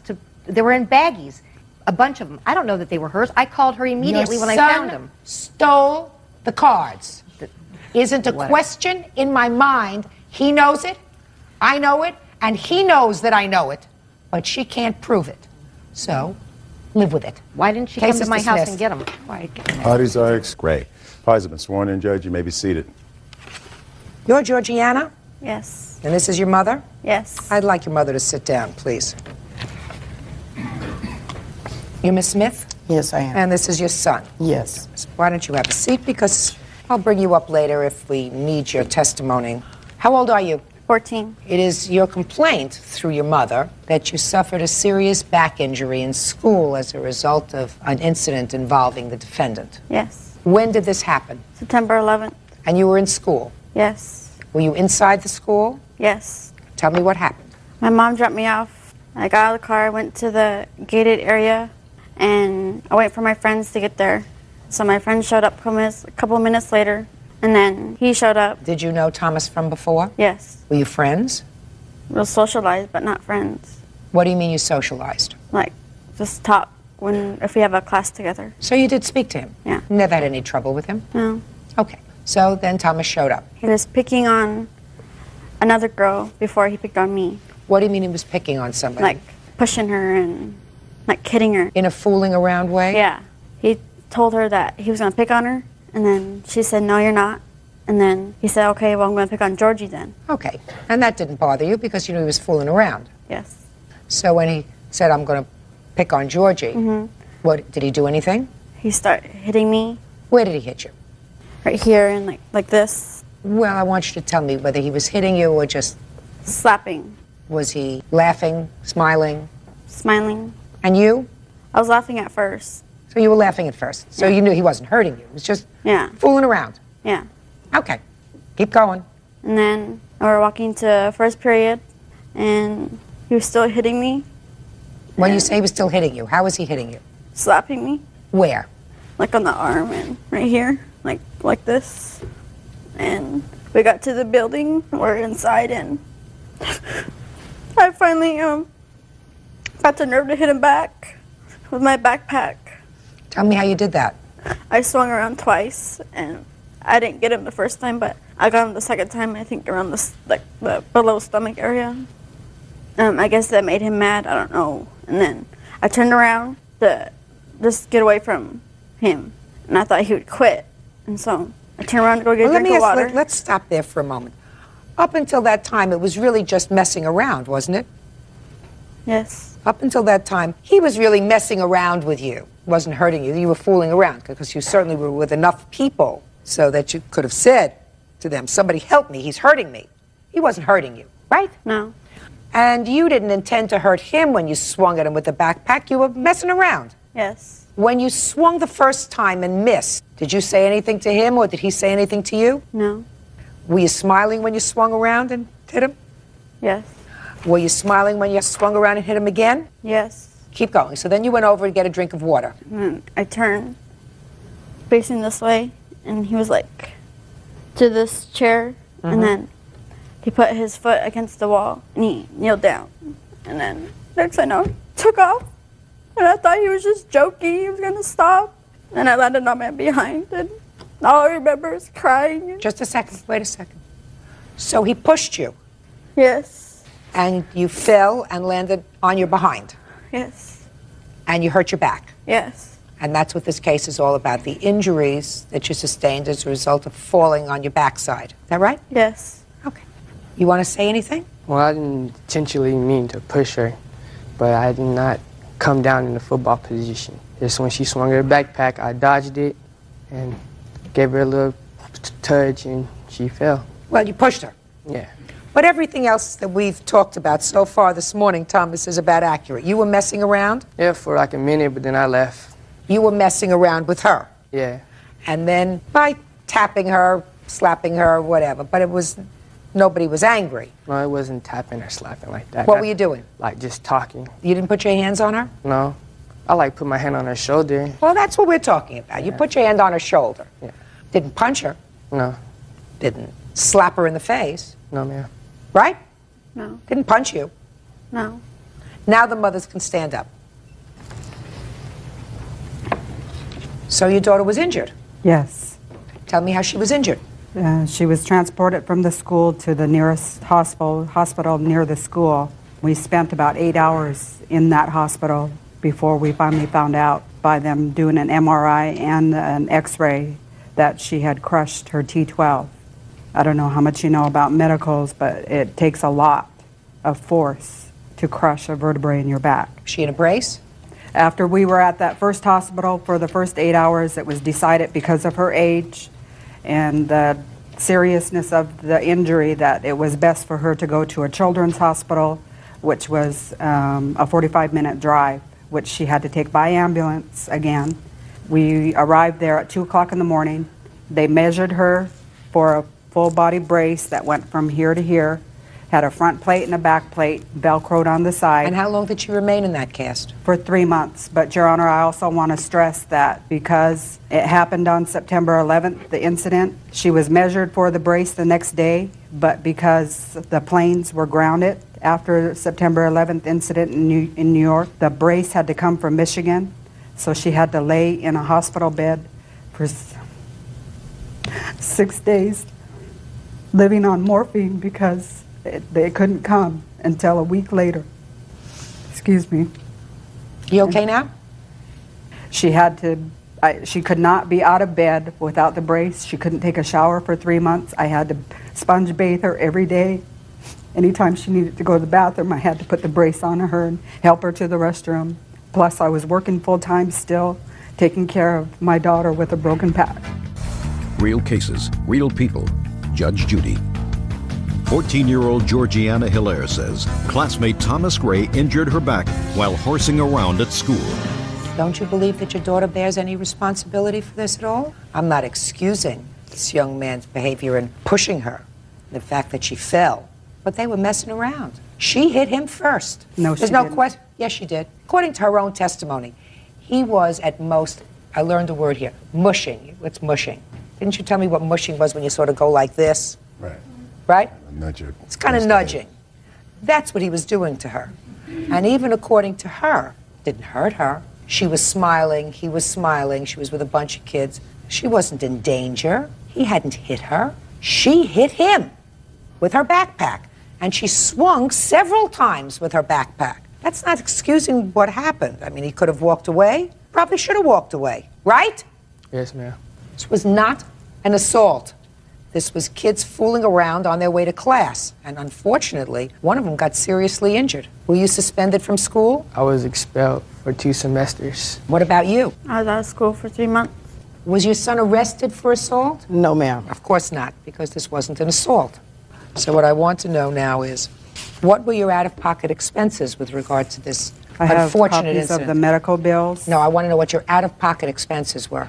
I assume you have insurance. Yes. Good. So what were your out-of-pocket expenses for her medical care, not your work loss or anything else? I didn't calculate any of that, and I haven't paid any of the bills yet because there was a problem with the insurance. So you don't know? No. So I can't tell what your medicals will be, if any. It may be that the insurance is going to cover everything. You have to know that you were partially responsible. I know. Good. I'm glad you know that. What responsibility do you believe, if any, that you have to compensate the plaintiff for the injury she sustained? Well, I think it was all an accident and that it could have been prevented, but I wasn't thinking at the time. Like, I apologized to her, and I really regret for what I did, but if I can take it back, I would. You didn't mean to hurt her, did you? No, ma'am. How long had your son been in that school? The beginning of September in school. Did you just start that school? Yes. Yeah. Your Honor, they were in school 6 days when this happened. Yeah, a Okay, couple but of weeks. was this the first year that you were in that school? Yes, ma'am. You were just starting high school? Yes, ma'am. Okay, and as a result of that, you were expelled for 2 semesters. Yes, ma'am. That's his punishment. And you're back in the school now. Yes, ma'am. Sometimes when you fool around, one person gets injured more than another. That doesn't mean a lawsuit. Your case is dismissed. That's all. Thank Parties you, are Your Honor. excused. You may step out. Unfortunately, like Judge Judy said, someone got hurt. I've been struggling with this ever since it happened on September 11th. Horseplay, not the thing to do. Playing around is not playing around when somebody gets hurt as badly as she did. I'm very sorry that it happened. And now the next case. All parties in the matter of Henry versus Goss. Step forward, please. 23-year-old student Danielle Henry is suing her former roommate, 22-year-old waitress Nancy Goss, for damages to her apartment caused by Nancy's Chihuahua. Miss Henry, according to your complaint, the defendant became your roommate. She moved in with a dog. It's her boyfriend's dog, a little Chihuahua. I assume you're not roommates anymore, is that right? No, ma'am. And you claim that her dog destroyed your carpet. You want her to reimburse you for the carpet. She said you had a dog too, and the dogs were equally responsible for the damaged carpet. When did she move in with you, Miss Henry? It was in June 2001. And you have a dog? Yes, I do. What kind of a dog do you have? It's a Chihuahua as well. It's a 4-year-old Chihuahua, ma'am. And you were bringing your boyfriend's dog? Yes, ma'am, because of her Chihuahua. Okay, what kind of damage do you allege her dog did to your carpet? Her dog chewed a hole in her bedroom in which she already knew about and cleaned up and didn't tell me about. Chewed a hole?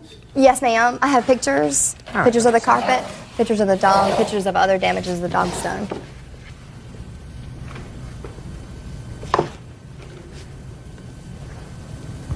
I have better pictures if you'd like to see. I'm not interested in seeing all the doggy pictures, although they're adorable, but I'm really busy today. Are these the only... Is this the damage that you're talking about just on one page? As far as the carpets, ma'am? Yeah, as far as the carpets. We also have the lawn that was destroyed, and my stereo cables were also chewed up. Boxes and... Did you replace them? She did. Her fiance, Brandon, did. So we're only talking about carpet? Yes, ma'am. Okay, so I'm looking at the carpet. And how do you know her dog did this damage?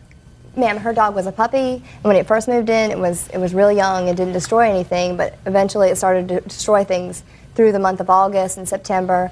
I confronted Miss Goss about this, about the damages, and that she needed to replace them, and that the dog would need to be contained when we're not home, being that the damages continued, and that's when she assaulted me.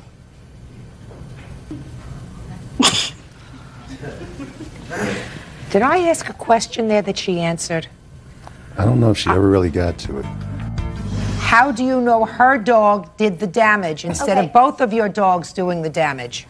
I lived in the apartment for a year before Miss Goss lived there, and there was no holes in the rugs ever, and my dog has never done anything as far as damages. I also lived in another apartment, which I got my full and complete deposit back, so my dog never destroyed anything there as well. Okay, did your dog eat up the carpet? No. Make little holes in the carpet? No, there's no way possible. I mean, it's just unreal. I mean, let's go back. Let's go back a second. All right. Of course, there's a way possible. Well, yeah. One of the holes that I saw in this book, in her scrapbook of dog, was in your bedroom. Yes, ma'am. When you moved into the bedroom, I assume there was not a hole in the carpet. Yes, ma'am. And when you moved out, there was a hole in the bedroom. Mm-hmm. Is that right? Yes, ma'am. Now, she must have at some point told you or had a discussion with you about the hole in the bedroom carpet. No. She never had a discussion with you about the hole in the bedroom carpet? Your Honor, that's a lie. No, it's not. Just a second.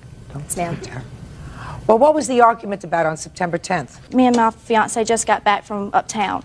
She was in the kitchen. We recycled, and I came walking in, and she was like, Hercules chewed up my computer wires. And I'm like, well, Danielle, you know, if he did that, then I would replace them. And she kept on and on and on and on. I was like, Danielle, leave it alone. No. Just a second. Listen to me.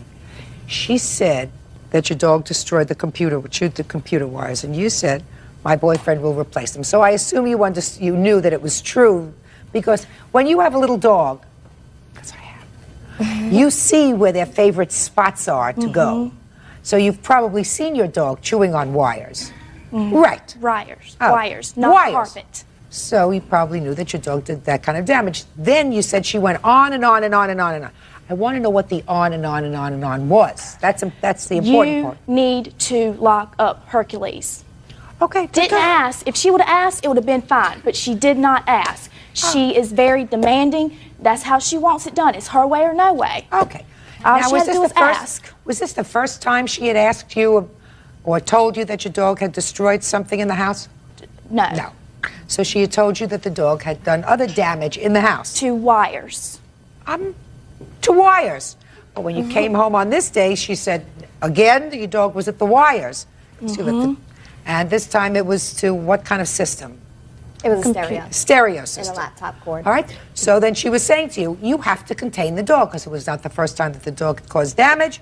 And then there was an altercation, some sort of. And then you moved out, I assume, in September? Yes, ma'am. Okay. And did you get any sort of an estimate on putting a patch there? Yes, ma'am. And what was it? Oh, I'm sorry, not as far as a patch. Miss Goss tried to patch the carpet, in which she spoke with the landlord about that. And so when that wouldn't work, that's when she decided that it could have been either dog. Oh, so you May I did. say something? Just a second. Yes, ma'am. Hold I it. have it in her letter. Hold it.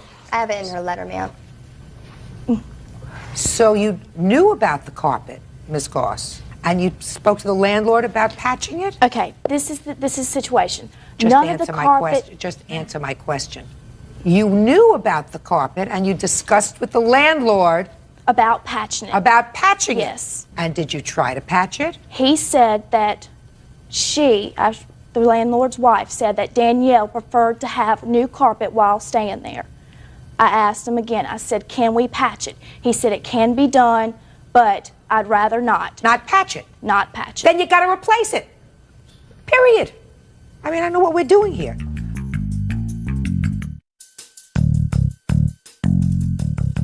I initially thought when I looked at these papers, well, how can you tell what damage is caused by what dog? This was in your bedroom. You clearly at some point acknowledged that it was your dog's fault because you went to the landlord and said, look, I'll fix it, I'll patch it. We were talking about both patches, not just the bedroom. I'm or just not talking about the bedroom. I'm discarding the living room. I saw the living room, the tear in the living room.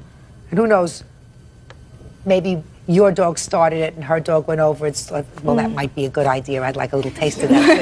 That's a possibility, but certainly not in your bedroom. What's the cost of the new carpeting in her bedroom, former bedroom only? The landlord just gave us the estimate for the complete and full bedroom, living room. The It's all one whole rug. apartment is being replaced. No, that's, well, with she's the not going to pay for that. 677. She's not going to pay for that. How large is your bedroom?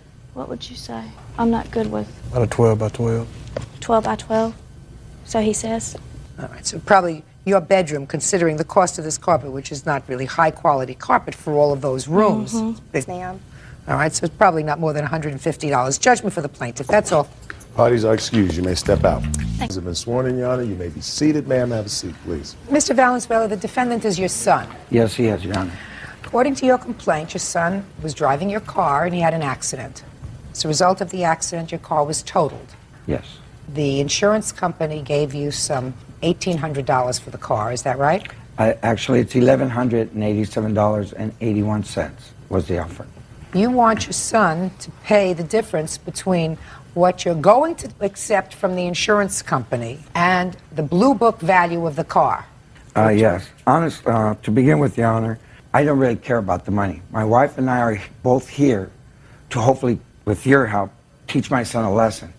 Teach him to be a responsible adult instead of a young kid, 19 going on 14. Well, the first thing, Mr. Valenzuela, is you have to teach your child is that if you have family disputes, you keep them within the family and you don't go to court. That's number one. That's the first thing we tried. Okay. Because going to court with a child is usually The hardest thing we've done. Well, it's a hard thing to do, and it's not only a hard thing to do, it usually doesn't promote family harmony in the long run. But that's really what you want. You want him, according to your papers, to pay the difference between what the value of the car was and what your insurance company is prepared to give you. That's what I put in the thing. And the defendant says that he was given a settlement. Is that right? Yes. For this accident. And after he finished paying the attorney's fees and the fees to the doctor that probably the lawyer sent you to, is that right? Mm-hmm. Yes, very much so. Just pay attention. After you finished paying the lawyer and after you finished paying the chiropractor that he probably sent you to, he sent you to a chiropractor? Yes. How did I know that? You the boss, applesauce? Yeah. That you got $1,600 for your pain and suffering, and it's your pain and suffering, and your father should not be entitled to any of that. That's your defense, right? Mm-hmm. Yes. Tell me about the accident, sir. When did you have this accident? January 28th, 2000. Okay. And I asked to borrow my father's car to go pick up one of my friends. And I was going along and I was driving and this guy just pulled out in front of me and made me swerve out of the way, and I ended up hitting one of the power poles or whatever there. And then What company did you settle with? Your father's insurance company or the other car's insurance company? they had the same insurance company, actually. Well, who did you sue? His insurance company, I guess. I'm asking you, sir. His insurance company. The other person's Yes, insurance yes. company. And the other person's insurance settled with you. Yes. For pain and suffering I endured. No, I understand that. But if Yes. they settled with you, that must have meant that they found that the other car was at fault. Is that right? Yes, they found that their driver was 25% at fault, and my son was 75% at fault. Oh, you have those papers? What percent? This is the police report, and here's the liability right there. I don't know anything about those percents. You don't know anything about anything. Like I said, Your You had a Honor, lot of pain and suffering? I want you to tell me all about your pain and suffering.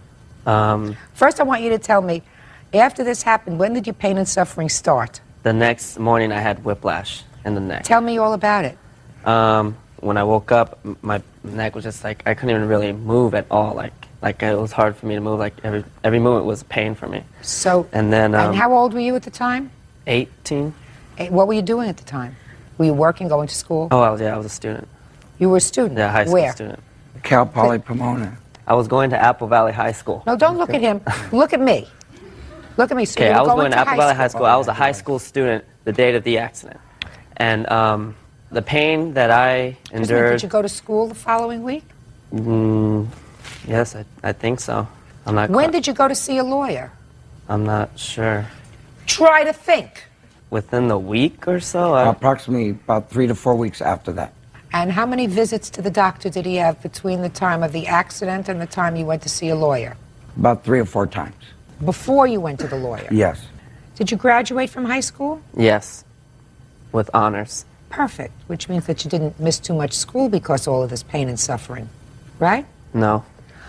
Mr. Valenzuela, Yes. Mercury Insurance, I gather, insures both you and the other car, Yes, is that they do, right? Your Honor.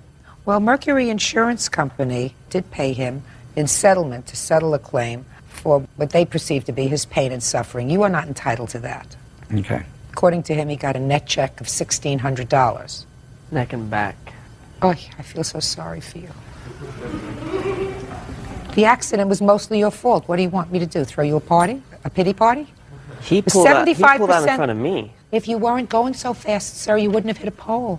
You're supposed to drive defensively. You're supposed to be able to stop on a dime. I saved his life by not hitting him. I'm not going behind what they found. This was your insurance company and their insurance company. You had the same insurance company. They found that you were 75% at fault. You were 75% at fault in causing the accident. And now I don't know whether they checked skid marks or whether they checked your odometer. I don't know what they did. But that's what they found. So if you were injured because you were going too fast in a car, and you must have been going pretty fast if you totaled the car, then that's what happens. Then you get a backache and a neck ache. What do you want me to do? Cry for you? You look pretty healthy to me. Real cases, real people. Judge Judy. Danny Valenzuela says his son, Danny Valenzuela Jr., needs to be responsible for totaling his car. Danny Sr. claims his son has received a settlement for the accident and refuses to hand over any money. What are you doing now? Working. What kind of work are you doing now, Mr. Valenzuela? Sales. What kind of sales? Sporting goods store. What kind of things are you selling? Basketballs, tents, you know. Things that you have to move around a little bit? Yeah. Yeah. So clearly you're not totally incapacitated, right?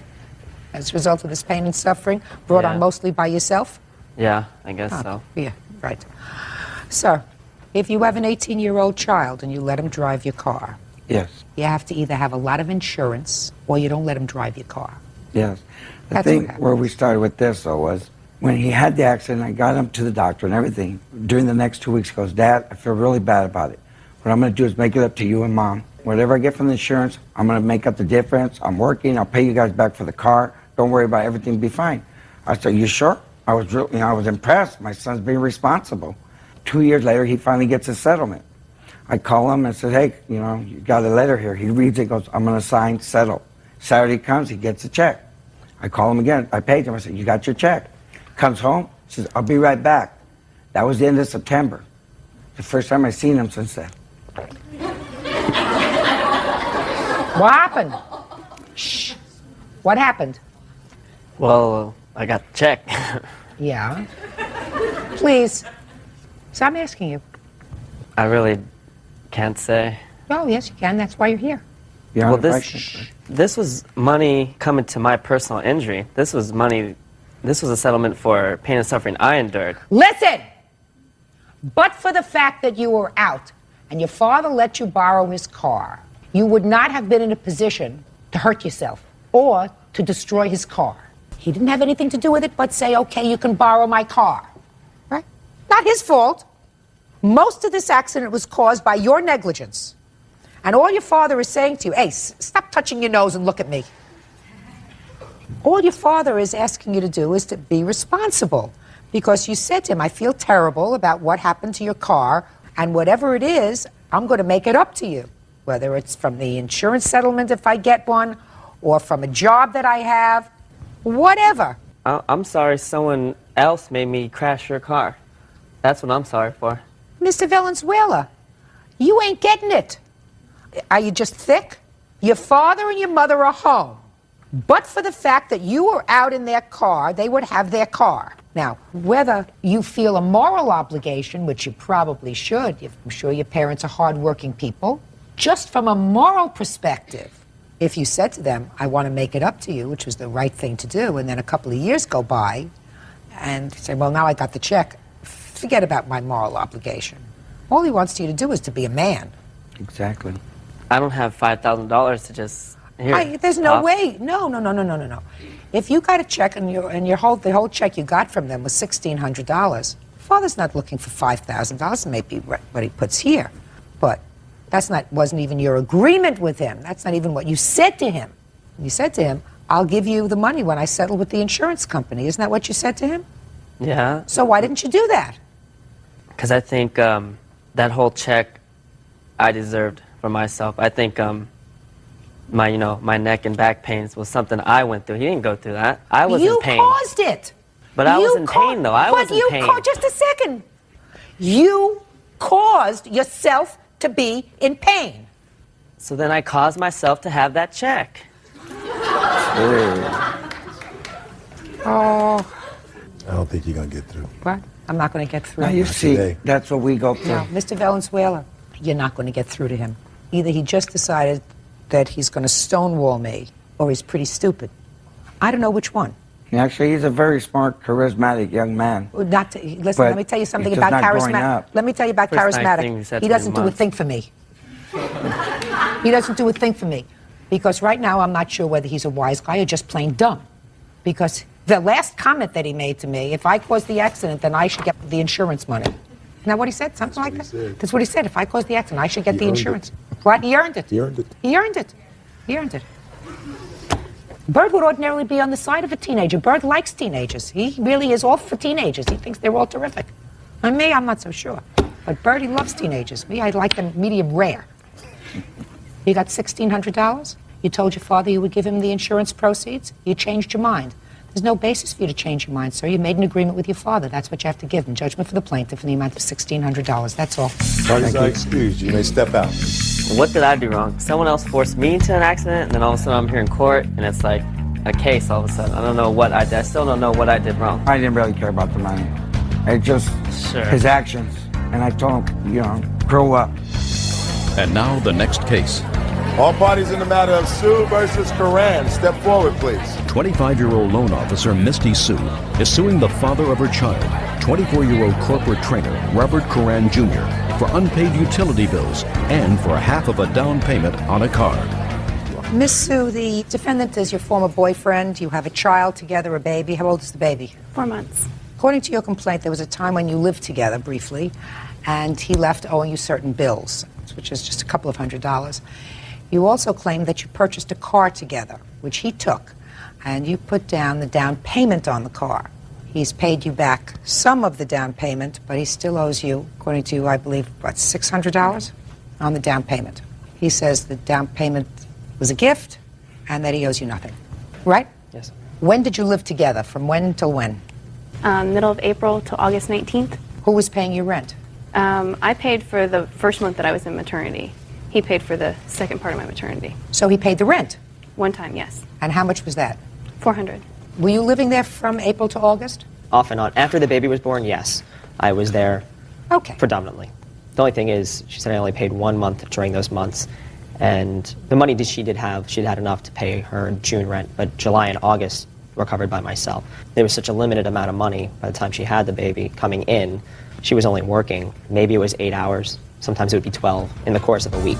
Can I ask you a question, Mr. Coran? Are you paying child support regularly now? The judge just set all that in motion. What do you mean all that in motion? We had an agreement outside of, before child support, she tells me, okay, I need this or I need that, but we went last week.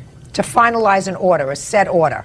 What she had us do is we come in there, we write down a percentage of what we each work and what he would be paying.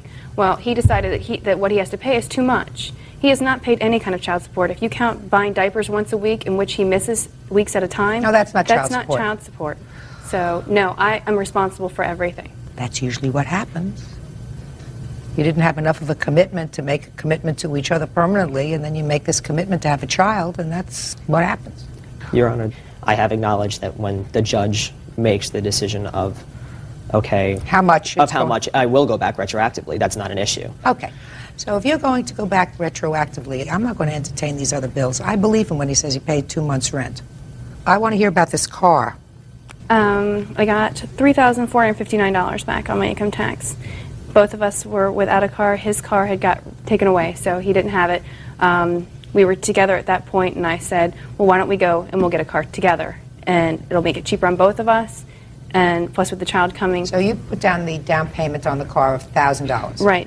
There's no discrepancy that she did, in fact, put down the original $1,000. The agreement we had was we were not officially together. We had lived together. You were together enough to have a child together. Yes, we had spent November, December, January together. I don't get into that. You were going to tell me the agreement was what with regard to this $1,000? The agreement was because I had supported her for 2 months in the Christmas season because she had stopped working, some issues she was dealing with. I supported her with rent and everything. Is that true? He supported it with rent, yes, you are correct. So he paid what, 2 months' rent? Plus 1 month he did utilities. it. He did not do it both months. I supported myself. I got my food for myself. I did everything on my own until January. And he did not pay the rent because the people were coming to the house saying he did not pay it. So he can sit here and say, I paid it till he's blue in the face. It's not true. It was paid. You wouldn't have people knocking on your door in the lease office coming to your door if you paid it. So your defense is that you supported her for whatever period of time prior to purchasing this car so that the down payment was? She was going to put down $1,000. She needed $400 of it back immediately. It was as soon as I got my tax money back. But the other money was given to me. The car's in my name. There was no talk of putting her on the car. The insurance is my name. But the arrangement we were supposed to have is, okay, we're going to, if we're together or not. You didn't say or not. Or not. No, Mr. Coran. Okay. I'm smarter than you are. I'm smarter than you are, sir. If we were together, because you were planning on being together, this would be a car that was used by both of you. But and you purchased this car, was $1,000 down, and how much in payments? It's $300 a month. That you're paying? Yes.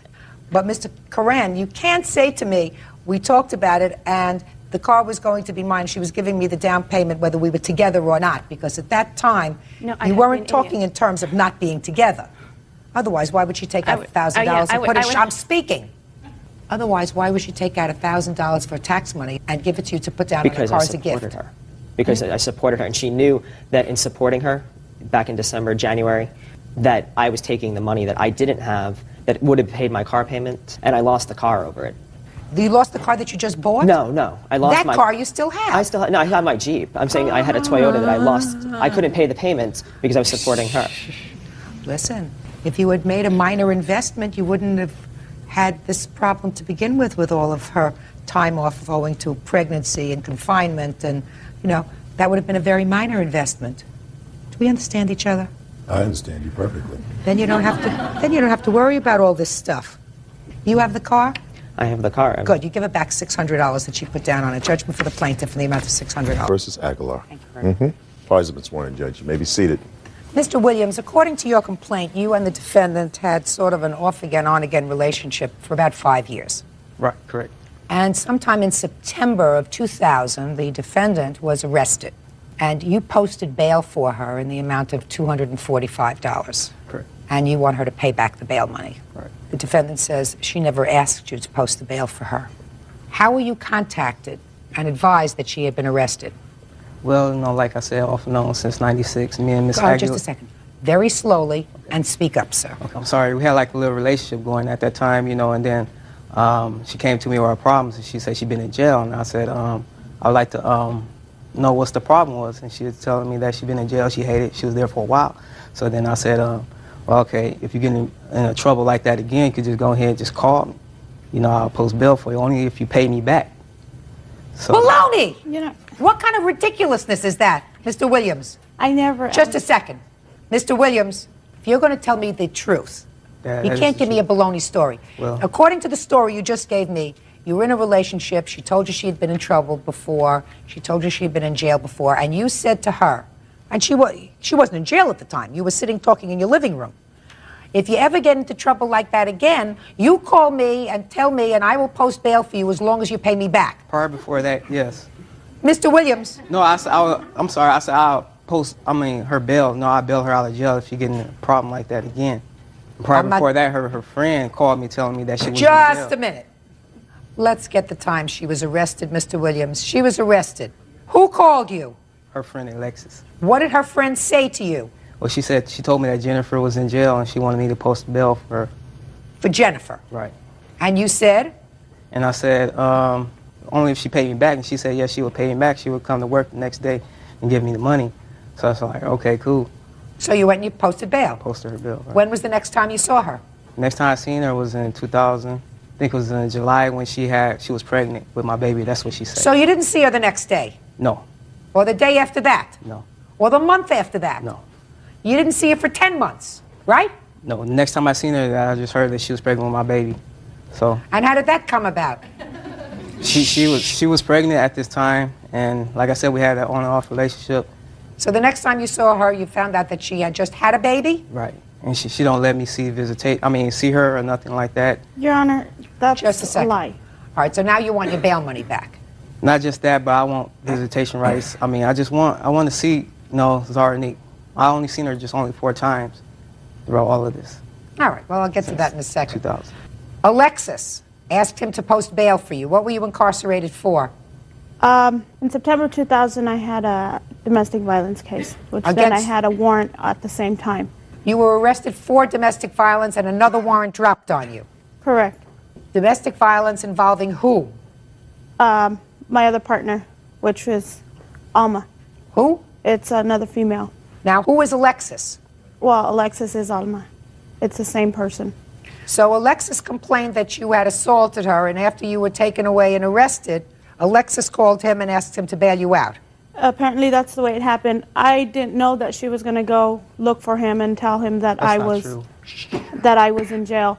I was in jail. I ended up getting posted out, which was great. And then you never asked Alexis, how did your bail get posted? No. No, answer me honestly. Shh. Mr. Williams.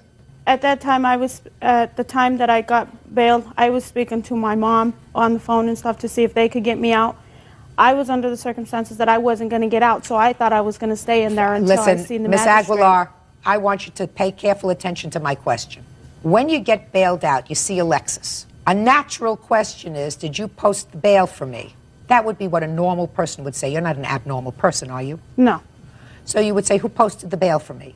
And Alexis told you who posted the bail for you. Yes, she did. Of course. And what did she say? She told me that she had gotten a hold of Dontriel and that he had offered to get me out of jail. Okay. Fine. That's honest. Yes. Don't give me baloney about calling your mother and asking your mother and you don't know. That's an honest scenario of what happens. Correct. You get out, you say, who posted this bail? Who sprung me? Correct. Alexis said, he did. Correct. Now, you were pregnant when you went to jail? At that time in September, I didn't know that I was pregnant. I didn't ask you whether you didn't know. I asked you, were you pregnant at that time? Yes, I was. And you've had a child? Yes, I have. A boy or a girl? A girl. She's 9 months now. Now, there came a time, according to the papers that I read, that you contacted Mr. Williams and told him that it was his child. Yes. Why did you do that?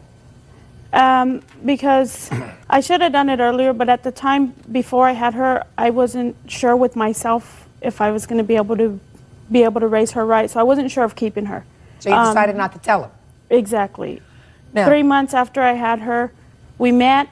I let him know that he can see her anytime. I've given him that opportunity. No, that's not it correct. It worked. He's seen her a few times, and then supposedly his stepdad told him that it was all about the money, that the baby wasn't his or something.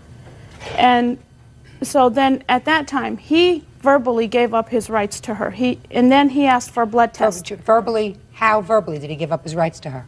He didn't believe it was his, and he didn't want nothing to do with her. No. Time, He asked for a blood test. Right. Okay. My partner and him went to the place to go get a blood test done. They couldn't get the baby her poke very well. She was still little, and it's hard to get pokes on babies. So they stopped it. They didn't pursue it. I then told him, if she comes back negative and she's not his, I'll pay for it. Real cases, real people. Judge Judy. Dontrell Williams says ex-girlfriend Jennifer Aguilar owes for an unpaid loan for bail. All right, Mr. Williams, with regard to your lawsuit, you never had an agreement with the defendant to pay you back the money for bail. Your agreement, if there was any agreement, and I don't think there was with this Alexis person. In order for there to be a debt created, you have to have an arrangement with the person who you claim owes you the money. You had no agreement with her, so I can't give you your $245 back. If Alexis promised to pay you back the money, go after Alexis. And Alexis may then, I'm speaking, and Alexis may then go after the defendant. But you never had an agreement with her to pay you back. So that takes care of that. But I'm going to give you some advice now. If you are legitimately interested in pursuing a relationship as the father of this child, then what you do is you have to go to court and you file a petition to be legally declared the father of this child, and you ask for a blood test. I was trying to do that, but she would never give me the opportunity. She doesn't give you the opportunity, sir. She never let me see the girl. So. No, Mr. Williams, you're fighting me, sir. I'm telling you that in order to establish rights, your right under the law, you have to go to court and be legally declared the father of the child. You're fading off, sir. Okay. Pay attention to me. This is the most expensive advice you're going to get for free. Do you understand? Yes. You go to court. They will direct a blood test. You will have to pay for the blood test. She will be ordered to produce the child for the blood test. That will establish once and for all whether or not you are the father of this child. Sorry. Then they will decide what kind of either custody or visitation you should have, and they will fix a support order so that you can help support your daughter. Do you understand? Yes. That's what you have to do. That way you don't have to rely on her saying, well, today you can see her and tomorrow you can't. That way you have an order. She moved by every 6 months, so I can never really catch up with her. Well, you know where she is now, sir. No, I don't. Where are you now? I'm in Greeley. It's the same place he lives. I got evicted because... Where are you now? 18th Street. So then I would very, very quickly, Mr. Williams, go to court. You serve her with the summons. You'll take your daughter for the blood test, correct? I have no problem taking her. Good. And then everybody will have their rights outlined. Do you understand, Mr. Williams? Yes.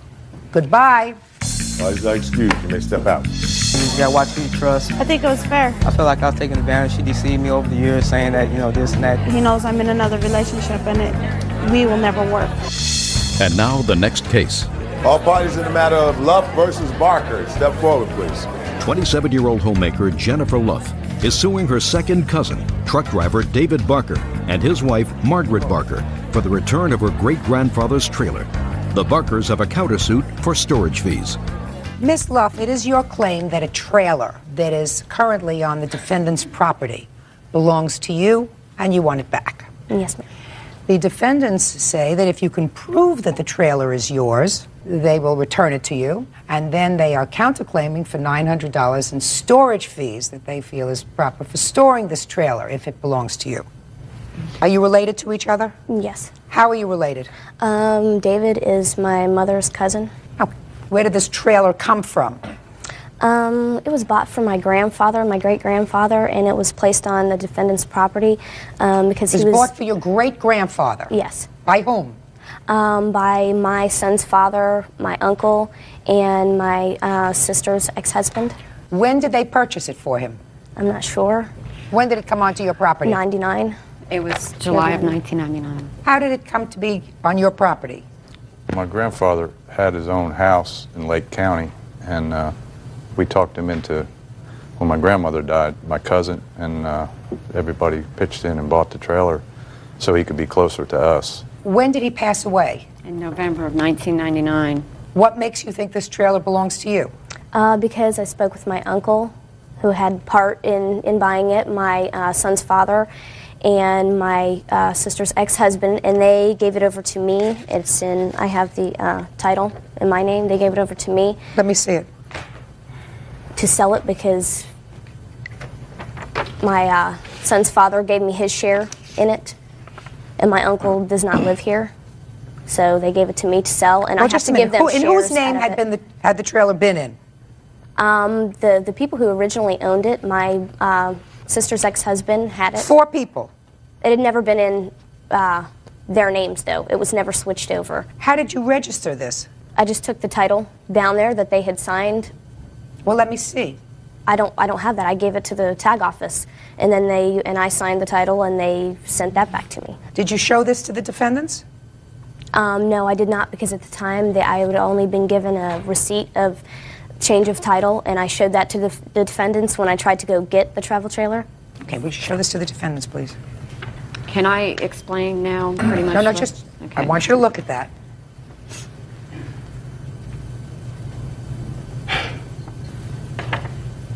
Okay. So this clearly is a deed to that trailer. I guess so. Okay. Now, we so were now never I'll let showed you, that. Now tell me. Okay, pretty much what happened was, like she said, the trailer. We moved the trailer on our property of July of 1999. Grandpa passed away of November of 1999. The trailer was on our property for almost 2 years without anybody coming over and saying they want this trailer or anything. June of 2000, her boyfriend, it's the father of one of her children, borrowed my son's car, and he got into an accident with it. He smashed it up. He totaled out my son's car. I put a judgment against him, which I have papers that I was settled the judgment with him. Ever since then, we've been harassed for the trailer. Go ahead. When I sued her boyfriend, that was it. She was harassing us, making threats to us. She wants the trailer. Exactly. So give her the trailer. She's a registered owner of the trailer. But she never claimed it 2 years before that. That's what I'm saying. That's not true. That may be. That may be. And I don't know what took her so long, quite Can frankly. I explain why? If you must. What took so long is because about a month after my grandfather died, my cousin, David's son, came to me and said that he had nowhere to stay and could he stay in the trailer. That's the only reason it hasn't been moved in all this time, because he was staying there and paying them $75 a week. That's why I didn't think I owed them storage. When was this title turned over to you? The date? Not until after...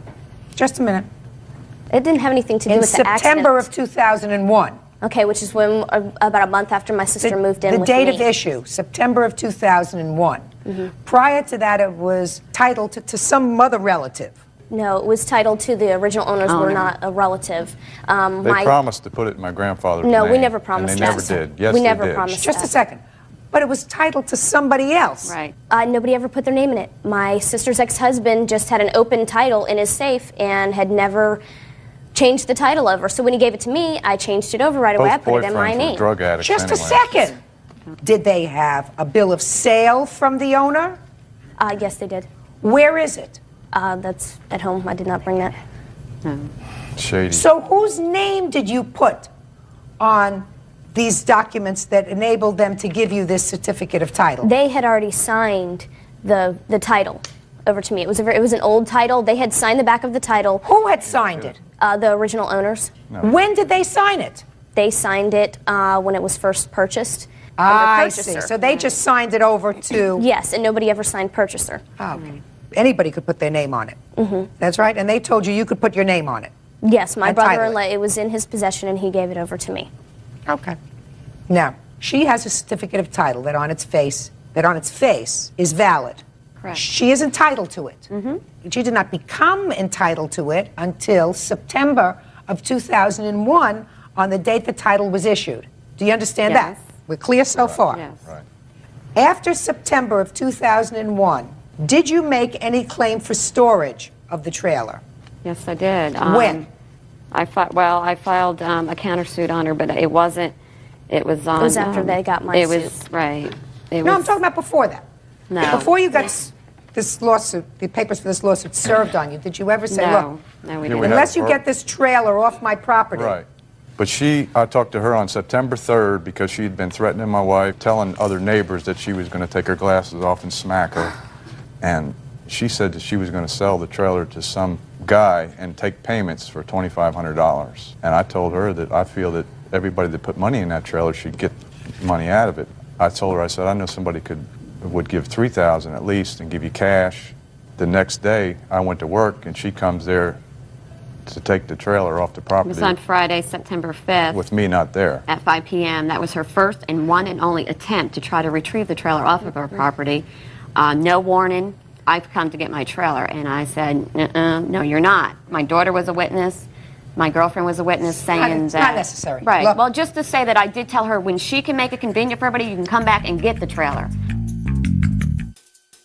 This is just clearly an issue of title, and I must go based upon the title. Right. The title to this trailer understand. Right. rests in her. That's Right. fine. She has to get it off your property. Right. She has 5 days to get it off your property. Okay, well, I have pictures here to show that it's difficult just to yank this trailer off of our property. That was the other issue that occurred on September 5th, is because it's not that easy just to come in there and we have to make an arrangement. You can't just come in there and hook up this trailer and go down the road with it. No, so we're going to fix a date. Okay, well, What date do you want them to come and move the trailer? Well, he's going back on the road to go back to work pretty soon. You want to do it Thursday or Friday? Friday. All right, the court will draft an order indicating that on Friday at 12 noon, the trailer will be moved off the property. Understood? Yes, Your counterclaim is dismissed because there has to be an agreement for storage. Tona Showalter, parties have been sworn in. Your Honor, you may be seated. All right, here's another one of those convoluted cases where I need a roadmap just to get through the papers. Let me see if I've managed to, at least in some small measure, dissect it. You and your fiancé worked for this gentleman, Yes, Your Honor. whose name is? Gary Toner, Your Honor. He also worked for him. Yes, Your Honor. He had a car that he wanted to sell. You agreed to buy the car. Yes, Your Honor. This is your story. You made payments on the car. Yes, Your Honor. You repaired the car. Yes, He Your gave Honor. you the title to the car. Yes. Gave you the registration to the car. Yes, Your Honor. And then one day, your fiancé, who was using the car to make pizza deliveries, because that's what Mr. Toner does, he's in the pizza business, Yes, Your Honor. he got robbed Yes. at gunpoint. Yes, Your Honor. After making a whole bunch of deliveries, he had about $800 with him. Yes, Your Honor. Mr. Toner didn't believe that Mr. Green got robbed. Yes, Your Honor. So they came and took your car. Yes, Your Honor. So you want your car back. Yes, Your Honor. Now, Mr. Showalter, he says, I never sold him my car. He says, Mr. Toner and I let Mr. Green use the car, sort of like a rental, for work and for pleasure and to make our pizza deliveries. And when he got robbed, we took the car back because we figured he wasn't going to be working for us anymore, so they took it back. Yes, ma'am. You got this so far? I'm trying to keep up. Try to keep up. Try to keep up. And Mr. Toner has a cross complaint. He says he wants the money back that Mr. Green stole because he didn't get robbed. He stole the money and also a cell phone that was the business cell phone that you allegedly have. That's your counterclaim. Yes, ma'am. All right. When did you purchase this car, Miss Mitchell? I purchased the vehicle in September of 2004. For how much? The total was $1,670, Your Honor. How did you pay for it? Mr. Toner, seeing I was an employee of his, a full-time employee, he deducted $200 from my weekly wages, which was every Tuesday. I have a record here of every week that my money was taken out of my check. Thank you. The top page is the original, then I rewrote it just so you would understand it better.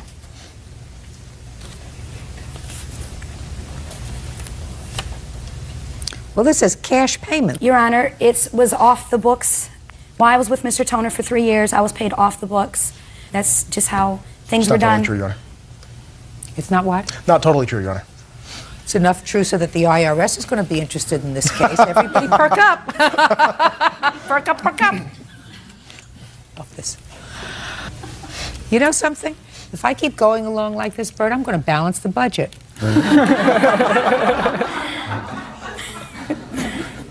How many months did you have the car? I purchased the car September 2004, and the last time I seen the vehicle was January 1st of 2005, New Year's Eve.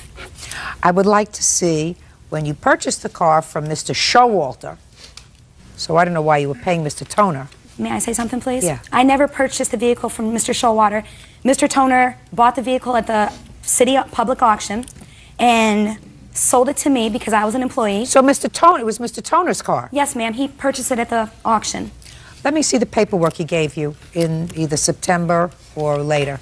Mr. Toner never gave me the paperwork. I was given a title in September by Mr. Showalter. Well, let me see it. They have the title. They did a duplicate of it and stopped the title at the DMV, ma'am. Well, I want to see what paperwork you have that is evidence of this, this, okay. As far of as the my sale. receipts and all, I don't have a bill of sales. Mr. Toner never gave me a bill of sales, Your Honor. The proof I have are all the receipts for the 93 Intrepid. It's stated on all these receipts. Let me see. Also, I have the police report, Your Honor. Just a second, just a second, just a second.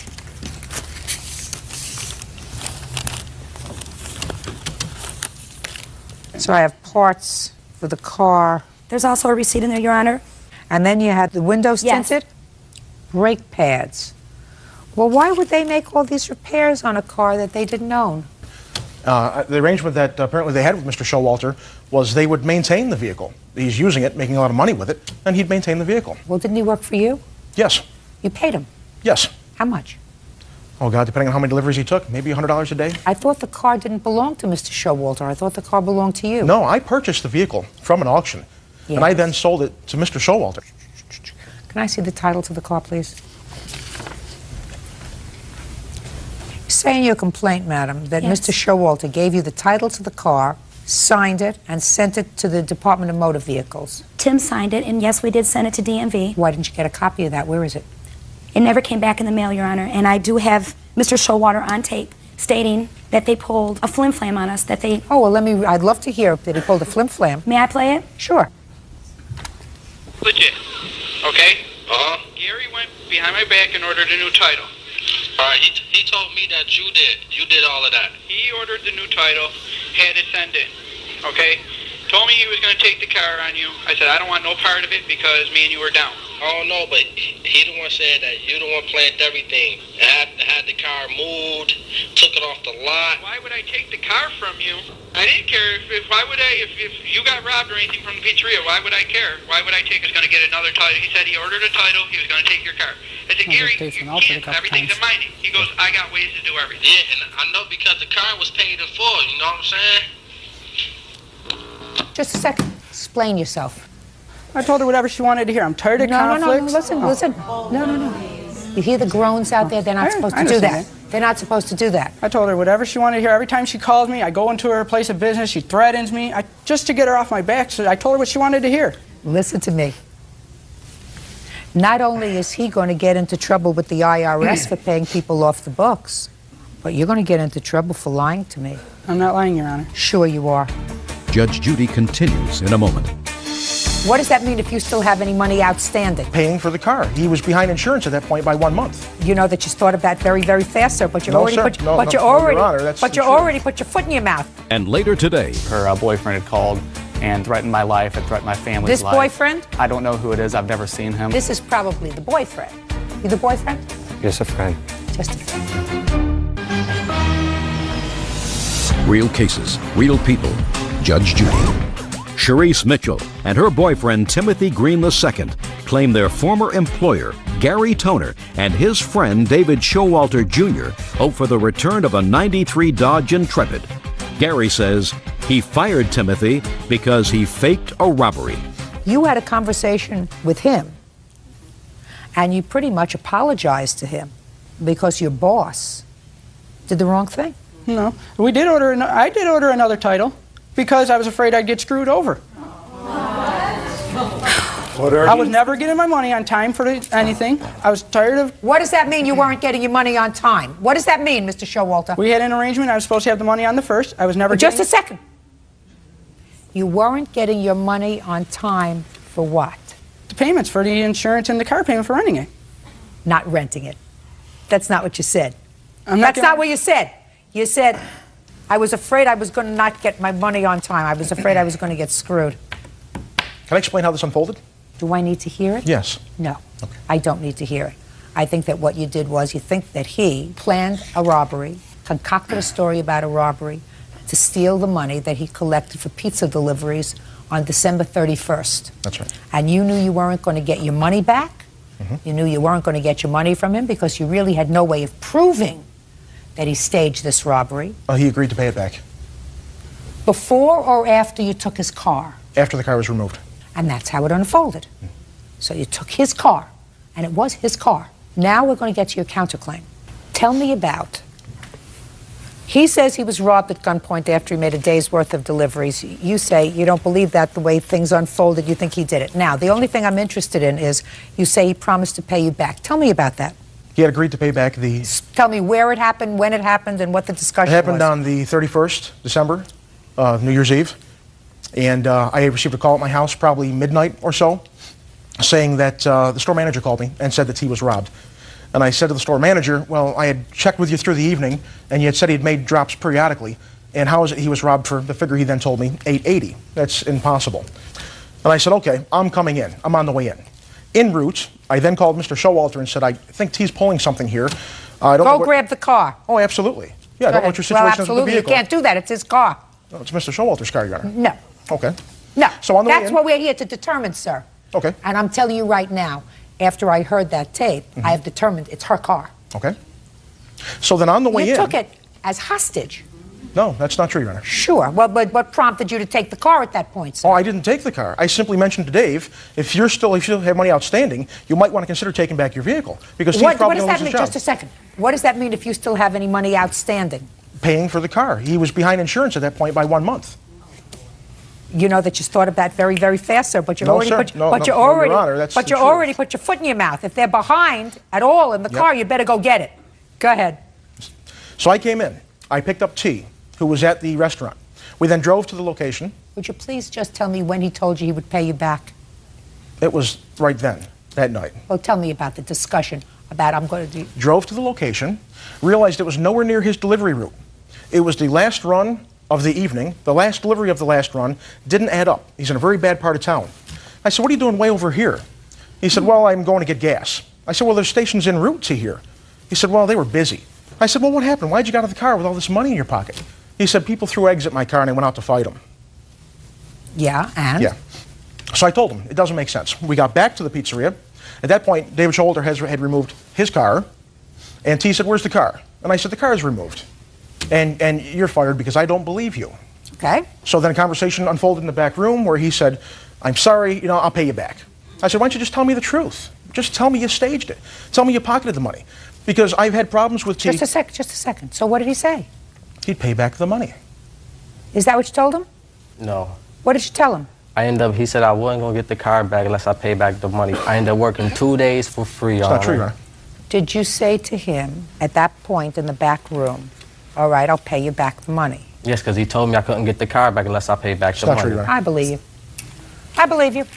I believe you. Don't believe you? Don't believe you. Okay. Where's the car now? Do not know, Your Honor. It was robbed. Have the police report? Let me see it, please.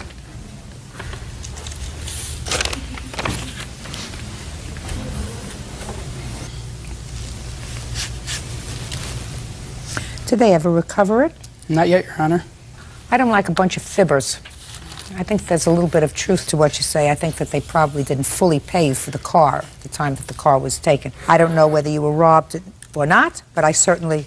Excuse me, I do have a police report for the robbery, Your Honor. It's okay. Did they find anybody?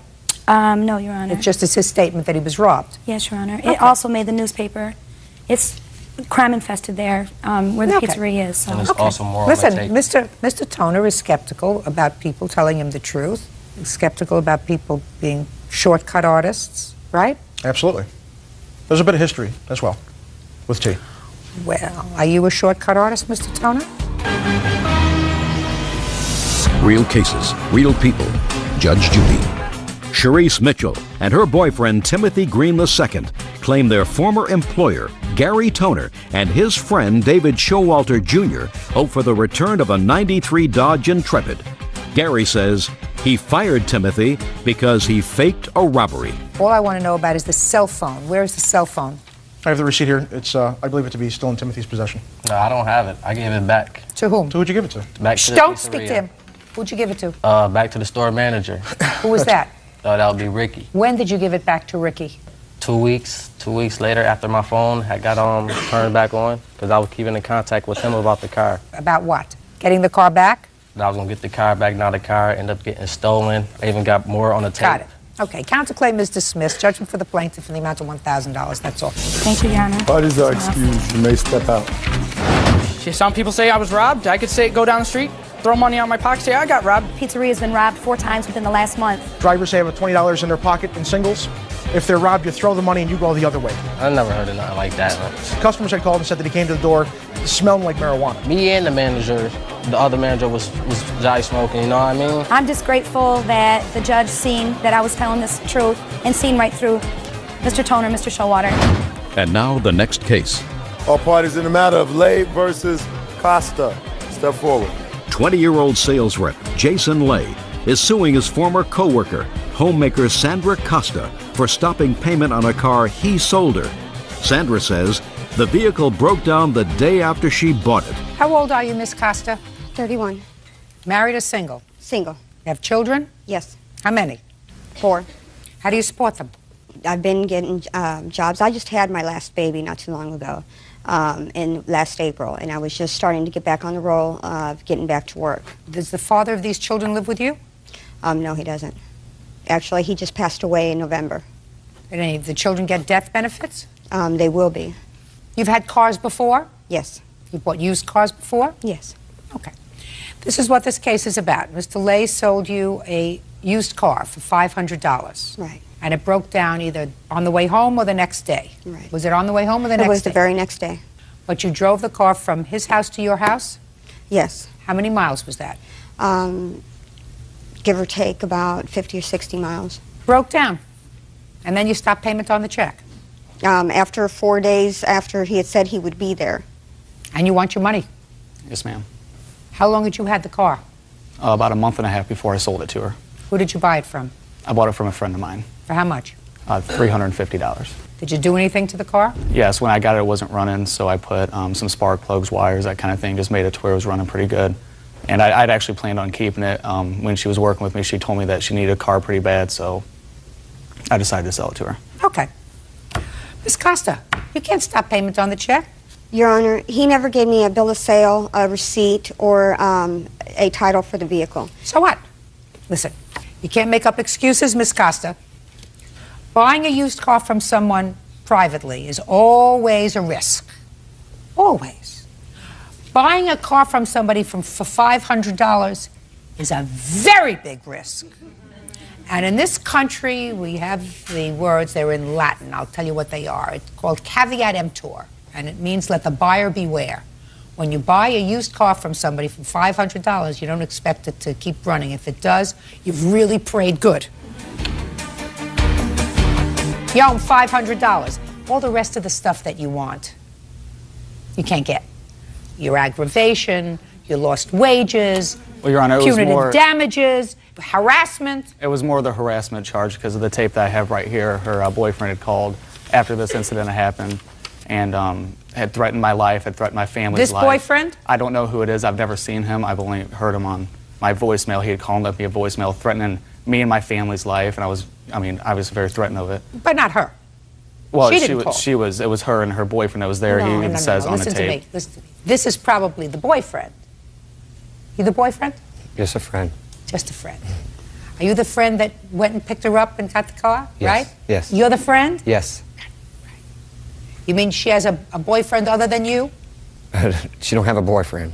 Then it must be you. No, she has a friend. Judge, for the plaintiff for the amount of $500. That's all. Thank you, Versus Wilson. Parties have been sworn in, Judge. You may be seated. Ma'am, have a seat, please. Ms. Carver, the defendant is your sister. Yes. You were incarcerated. Yes. For how long? Probably a year and a half. And then you were released to a halfway house. Yes. From what I gather, you and your sister had been sort of estranged for a while you were in jail, and you discussed with your sister moving to Colorado, her moving to Colorado, and getting an apartment or a house together and sort of building a life together. Yes. And she did. She relocated. You were in the halfway house. You found an apartment together, signed a lease together. And then something happened and you were not released from the halfway house. Correct. You believe it was something that your sister had told your probation officer, but in any event, your sister, you say, forced you to pay. Yes, she did. Your half of the lease. Yes. Even though you weren't living there. Right. And that's what your lawsuit is about. Yes, it is. Explain to me how that's her fault. When this started out in June of 2000, we discussed the move with her coming to Colorado. And I paid the money for the house. And she came shortly after. I had like one weekend there with her, 4 hours each day. And you were allowed out of the halfway house 4 hours a day? And that particular weekend, we had an argument, and I told her she was not going to be able to smoke her marijuana because I was on provisions that where I could not be around drugs at all because my problems were drug related in the past. And it seemed to be a big effect. She said no, she wasn't going to quit it. She'll smoke out in the yard. Well, it wasn't soon after that that my case manager called me into his office and told me that he was going to cancel the whole thing and that I would not be able to get out of the halfway house for a time. He didn't tell me how much time, but I had to stay at the halfway house and I could not get out. So I was crying and very upset, and I said, well, okay, then I can't get out. There's nothing I can do. Can you get a roommate? And she said, yeah, sure, I'll get a roommate. And then shortly after that, my case manager called me in again and told me that I had to pay half of the rent. And I called her back and asked her, why? Why is this? I thought she was going to get a roommate. She told me she would, and she wouldn't even talk. She was just really nasty to me on the phone. And I do have proof here that I did pay the rent, and I also have proof that I was not liable for the lease because the lease wasn't even an issue whenever I rented the house. There was no lease on the house, but she insisted to the landlord to make up a lease because she needed it for housing authorities to help her pay her rent. How much did you pay altogether? I paid like $2,400 altogether. I paid the initial $1,600 and another $16, so $32. $1,600 was what? Was the original. That was the first payment on the house, which was first in security. I've got that receipt here. Then I've got 4 more receipts for 4 more months of half of the $800 month rent, which is $400 each month. All right, Miss Wilson. I want you to tell me only what happened as a result of your sister telling you she could no longer come to live with you because she wasn't going to be released. So that was beyond her control. Well, I've got emails that shows our correspondence, and she told me that I told her she needed to find me a roommate if she couldn't live with me, and I gave her the... She doesn't have to find you a roommate. Why couldn't you find your own roommate? Why wouldn't you want to find your own roommate? Well, because I had health problems, and it was very complicated. Also, we mentioned the... and I did smoke pot at the time. I do no longer do that. That was stupid, and I don't want to be a bad influence on my daughter. So, who else lives in the house? Just me and my daughter. My son was there at the time. And how old is your son? My son is now 17. So that there were 3 of you and 1 of your sister. Right. Why should she pay half the rent if she's only 1 person? Because she agreed to. When I came out, we had a limited amount that we were living on, $512 a month. And I told her this is what I could afford to pay every month. She could have found a cheaper place. I couldn't even get housing authority to okay this house because it was so bad. The floors were caving through. There was cracks in the wall. I fell through the steps and hurt myself. I couldn't get housing to okay it.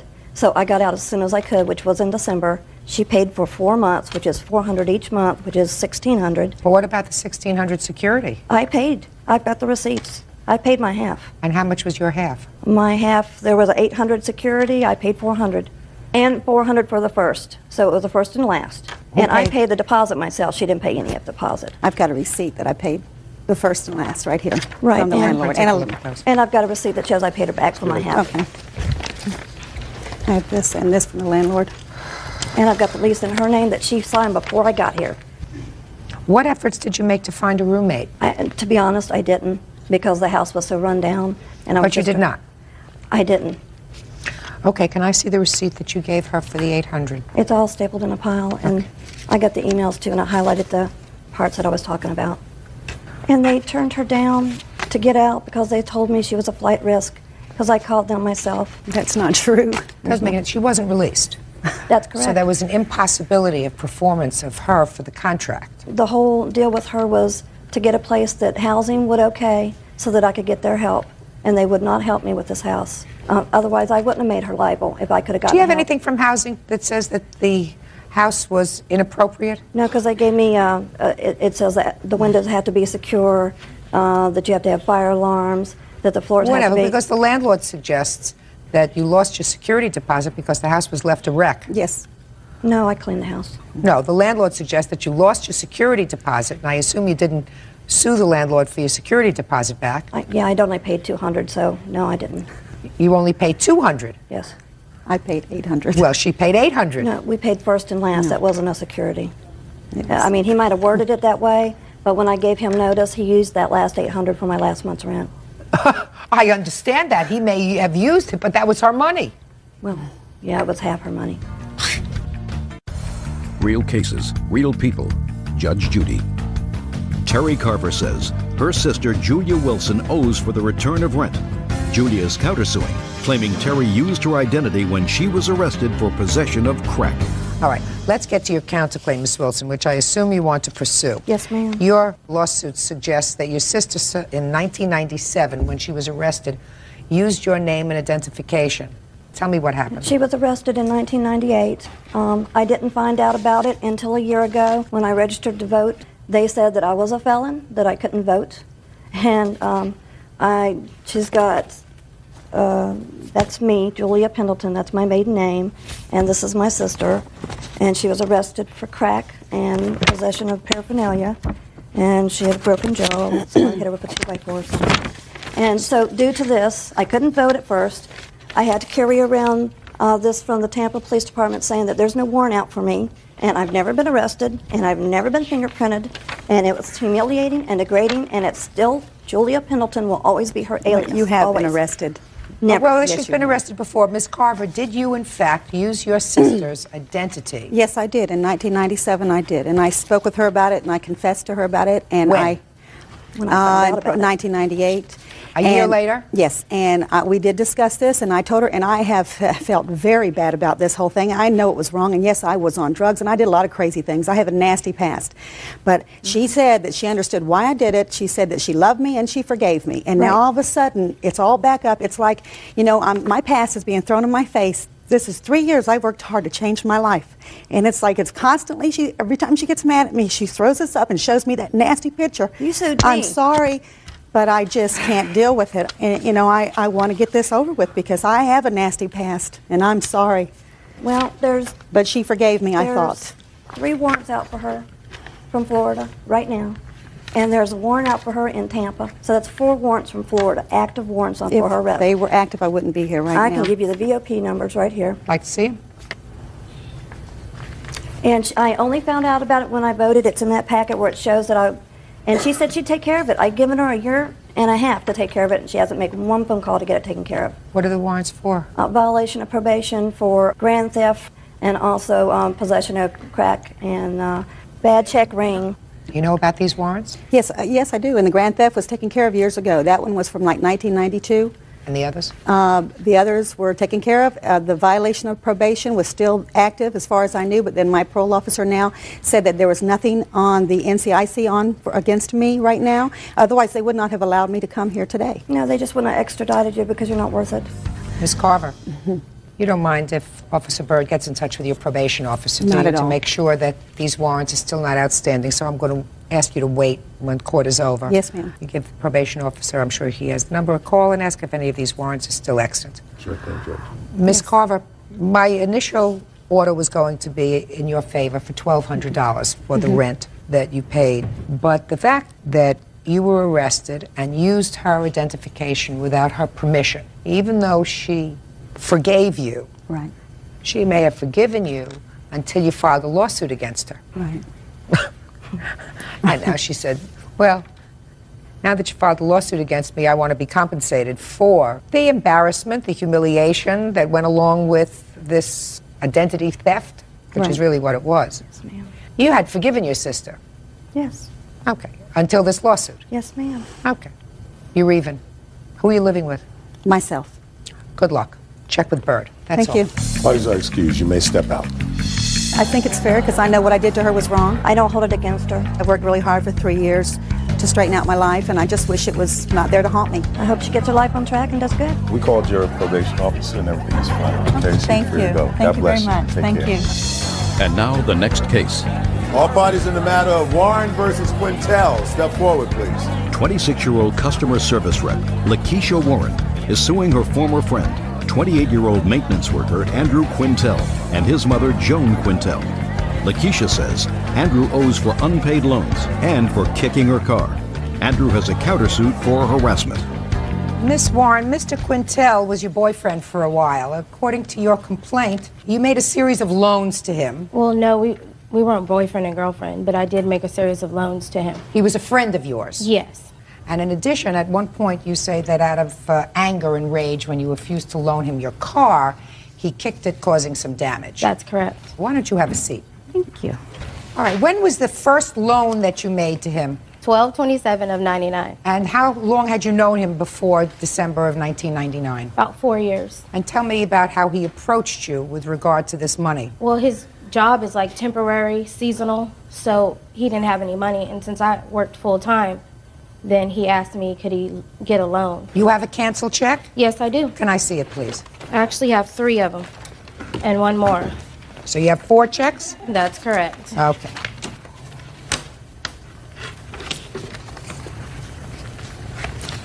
The first check that you have is $19.99 for $200, and you made this check payable to his mother. Yes. Why? Because he didn't have a banking account to cash the check. Then I see checks in the year 2000. So after he didn't pay you back the December loan, you gave him more money in February of 2000. Yes. Then there's another check here in April of 2001 for $1,500. Yes. Well, tell me about that one. That's made out to cash. I went to the bank and cashed the check in the pretense that he would pay me back on his next work day, which was the 10th. In April of 2001, did you take a $1,500 cash loan from the plaintiff? No, ma'am. You know anything about $1,500? No, ma'am. That's new to me. Well, let's get back to the $280. $280 that's owed for a couple of years now. She gave you this money. This is clear. These checks were written out to your mother. Were these loans for you? Well, ma'am, me and Miss Warren, we were friends for a while, so I mean... Could you answer my question? Huh. Yeah, that wasn't a loan. What was it? I can't exactly remember. It's been more than a couple of times that she's given me money or I've given her money. It's been over 6-7 year friendship, so I mean... Okay, let me hear about the car. It was kicked on the right side and the passenger side. He tried to let the air out of the tires, too, because his friend had dropped him off. Tell me about that incident in February of 2000. I was at work. I was working 6:30 to 2:30. He came because he wanted to use the car to, I guess, to run some errands. I told him no. He tried to let the air out of the car. He kicked the car so hard the rubber fell off. Now, after this incident, according to your paperwork, you gave him $1,500 in cash. That's correct. Why would you do that? Stupid.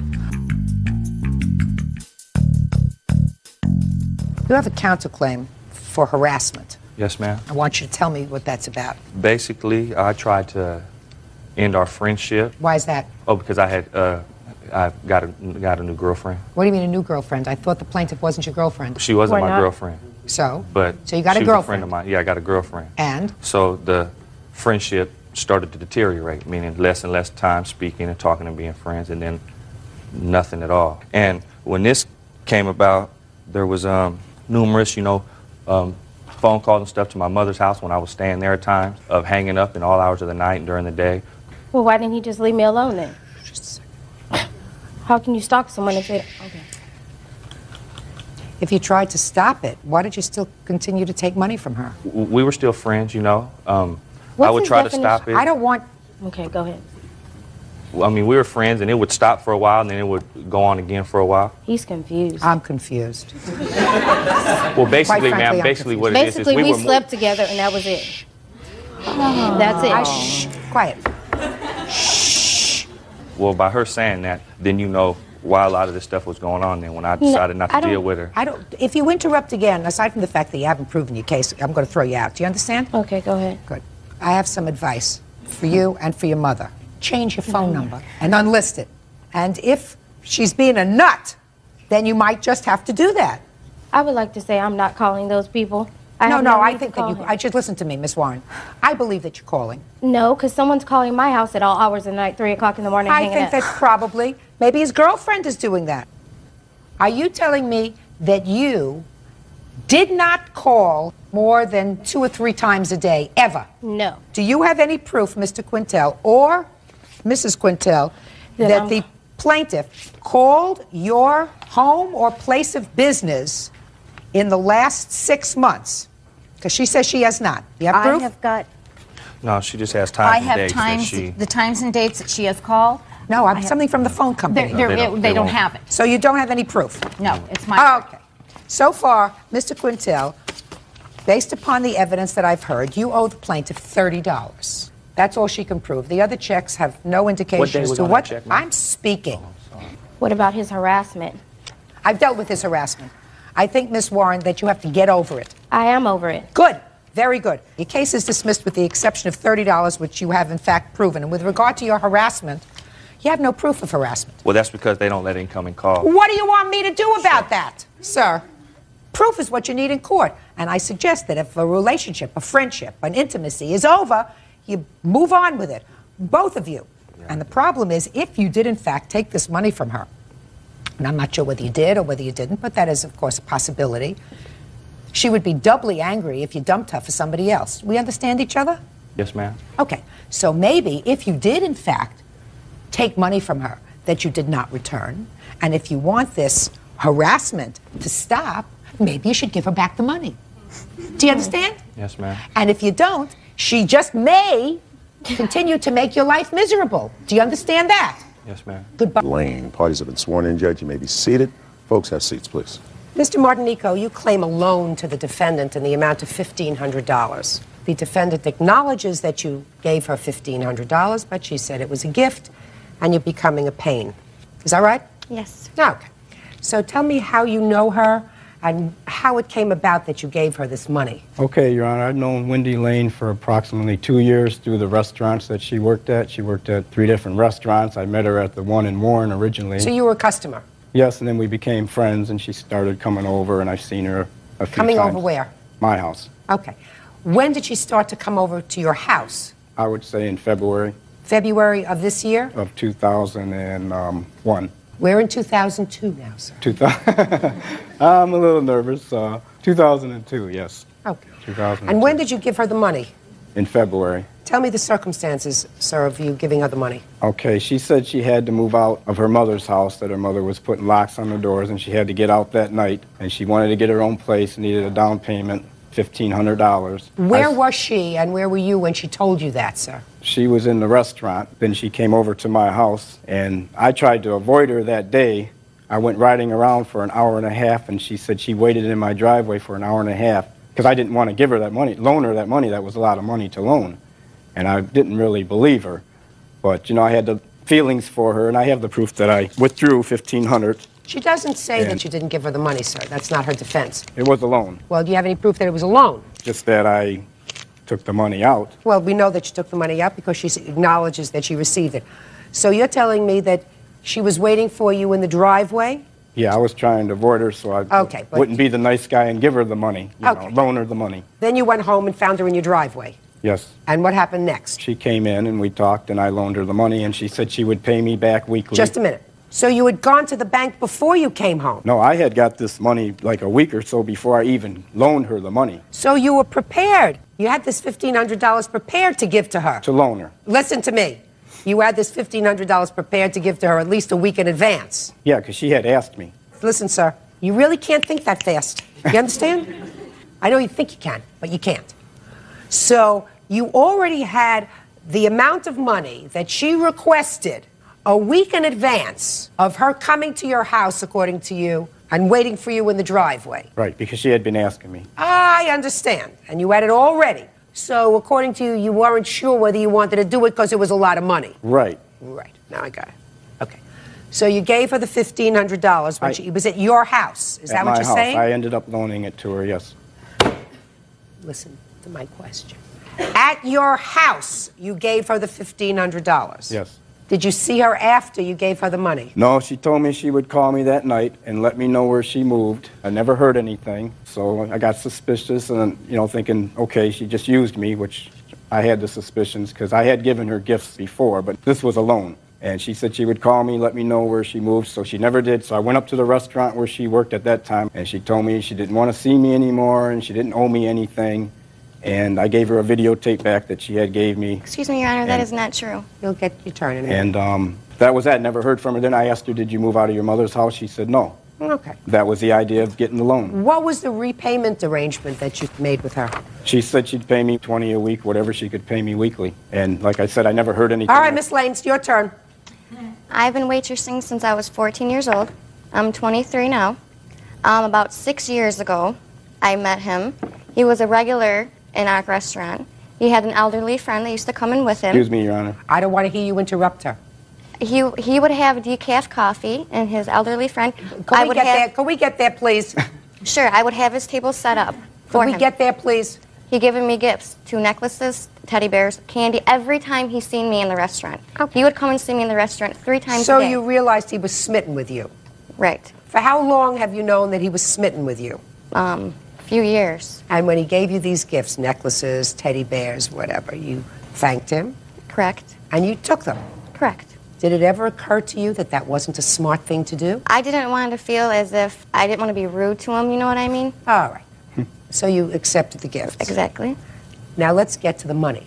I mentioned to him that I wanted to pay my car off, and I wanted to move out of my mother's house. Where were you when you mentioned this to him? All American. At a place where you worked? Restaurant, yes. Yes. And a couple days later, he said that he would give me the money because he was a friend, and he needed a friend, I needed a friend, and he was going to help me out. Mm-hmm. He called me up and told me to come over and pick up the money, which I did come there, and I did receive the money.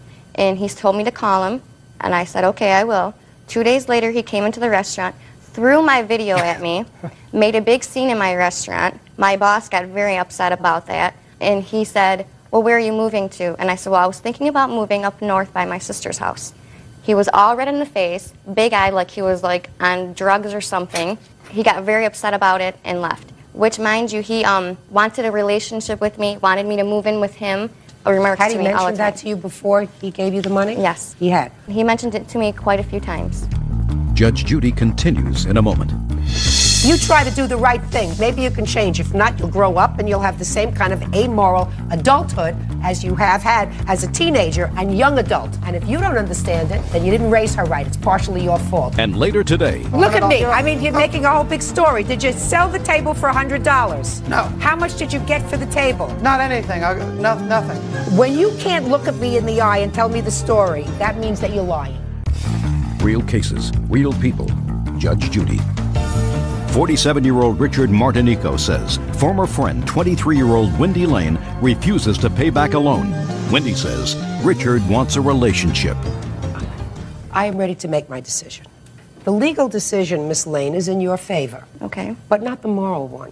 Is this person related to you? This is my mother. All right. I assume that your mother knows that you didn't do the right thing. Quiet. When a young woman knows that a man is acting like a jerk, she doesn't encourage him. So your baloney that you accepted the necklaces and the teddy bears and the other gifts because you didn't want to make him feel badly, you didn't want to be rude, is a lot of baloney. Do you understand me? To top that off, you were aware of the fact, according to you, that he wanted more of a relationship with you. According to you, he mentioned it to you several times, many times, at every place that you worked. So instead of maintaining a professional relationship with him, you took advantage of him by being an amoral young lady. Do you understand that? Yes. Put your hand down. Amoral. You didn't do the right thing. When somebody that you're not interested in at all shows you signs of affection or tries to buy your affection, the moral thing to do is to say, I'm really not interested. I think you're a very nice man, but I would prefer to stay with people my own age. I have a boyfriend. I'm not interested in you that way. And I certainly wouldn't take any money from you. You asked him for money. I've read your answer. You told him you needed money because you wanted to pay off your car and move away from your mother's house. Correct. That's not a business relationship. You got me? Yes. You try to do the right thing. You're still young enough. Maybe you can change. If not, you'll grow up and you'll have the same kind of amoral adulthood as you have had as a teenager and young adult. Amoral. And if you don't understand it, then you didn't raise her right. It's partially your fault. Your case is dismissed. You were an old fool. It cost you $1,500. That's all. Parties are excused. You may step out. I told him I did not want no relationship with him. I was not looking for one. There was a relationship. I have a boyfriend that I've been with for 9 years of my life. We were intimate. Take a look at my daughter and take a look at that. She did lead me on. Why would there even be a relationship? He's kind of old. I have a nice, very pretty 29-year-old girlfriend now. I have a picture of her in my pocket. Why would he want to pursue a little girl? I'm talking now, please. You are sick. I am not sick. He needed a friend. I needed a friend. That's how it was. And now the next case. All parties in the matter of Froberg versus Gatewood. Step forward, please. Registered nurse Kathy Froberg is suing her ex-boyfriend, artist Silas Gatewood, for the return or the value of a kitchen table. Silas says the table was worth $20. All right. The case is not a very difficult one, except for certain time frames, which I think will be dispositive of how this case goes. Ms. Froberg, the defendant was your boyfriend for a while. Mm-hmm. And he also has some talent with regard to fixing things artistically. You had an old table, not worth very much. No. Small table, sat 4 people. That's correct. And the defendant, at some point in the relationship, said, I want to paint something on this table. I want to create a piece for you. And he took the table, and he did. Painted a scene on the table, and it took you quite some time to do that. Is that right? That's right, correct. And you brought the table back ultimately months later, and you liked the table, but you I loved noticed it. that your artwork was not perfect. There were some bubbles in the finish. So you said, let me take it back, and I want to fix it up, make it perfect for you. Correct. So far, correct? See how good you were in preparing the papers? He took the table back, and at some point, the two of you parted your ways. Now you want your table back. Defendant says you waited a very long time, and he ultimately gave the table away, or sold it. I don't know which one. Did you give it away or sell it? Basically gave it away. No. Mr. Gatewood. Basically, There was no money exchanged hands. I gave did it you away. barter it for something else? I regifted it. What do you mean you regifted it? What does that mean? Well, I gave it to a friend who ultimately said, where's this table going? I said, it's Kathy's table. She's not coming to get it. And he said, can I have it? And I jokingly said, she owes me there's a $100 discrepancy here. She's not coming forward with the $100. I said, you can pay me or give me a, Look at me. $100. I mean, you're making a whole big story. Did you sell the table for $100? No. Did you get $100 for the table? No. How much did you get for the table? Not anything. Nothing. Well, then where were we going with this $100? And Your Honor... Shut, but just a minute. Mr. Gatewood, please. I have limited patience. Bird has less. When you can't look at me in the eye and tell me the story, that means that you're lying. Okay. Okay? So I want to know, regifted, she owed me $100. What was exchanged for the table? Nothing. So what were you starting to tell me the story about $100? Basically, he was going to fix a window for me. That was basically a trade. I said, if I give you this table, could you fix a couple windows? And he agreed. So I got a window repair. So you bartered? Bartered, yes. For the table? Your Honor, may I speak? Not yet. Okay. Now I want some dates from you, Ms. Froberg. In what month and year did you give the table to Mr. Gatewood to create In the this year masterpiece? 2001 in June. And when did he return the table to you? August. Is that correct so far, Mr. Gatewood? Yes, Your Honor. And how long did you keep the table in your house before you took it back to fix the bubbles? About a month. So far, correct. And when did you and the defendant part social company? End of October of 01. And when for the first time did you ask him for the table? After we broke up finally. I asked him Which for the was table. when? I asked him in November of 01. And my mother asked him as well. And what did he say? He spoke with my mother. He returned my call and spoke with my mother in November and said that he had been offered $1,000 for the table. Real cases, real people. Judge Judy. Kathy Froberg says ex-boyfriend Silas Gatewood refuses to return her kitchen table. Silas says after it sat in his house for 5 months, he bartered it. Okay. Did you ever have a conversation with the plaintiff's mother. Yes, I did. Is this your mom? This is my mother, Could you Doris. step up here, please? What is your last name? Voris. Ms. Voris, you had a conversation with the defendant. Tell me about that conversation. He returned the call that your daughter had placed to him. Yes. You answered the phone. Yes, and I asked him, since Thanksgiving was coming, if we could have the table back, since I was having a lot of company and I needed it as a work area in the kitchen. And he proceeded to tell me his complaints about Kathy and different things that had happened and gone on. And I said, well, you know, you have to take that up with Kathy, but in the meantime, I'd like to have the table back. We've got the 4 chairs sitting in the kitchen with no table in there. It's a playground for the cats. Okay. So I listened for about 45 minutes, and there was one particular instance that he brought up, something about she borrowed money from him and never paid it back. And I said, well, you have to, again, take that up with her. I don't know anything about that. The only thing I know about is the table. And he said? He said, all right, I'll talk to Kathy.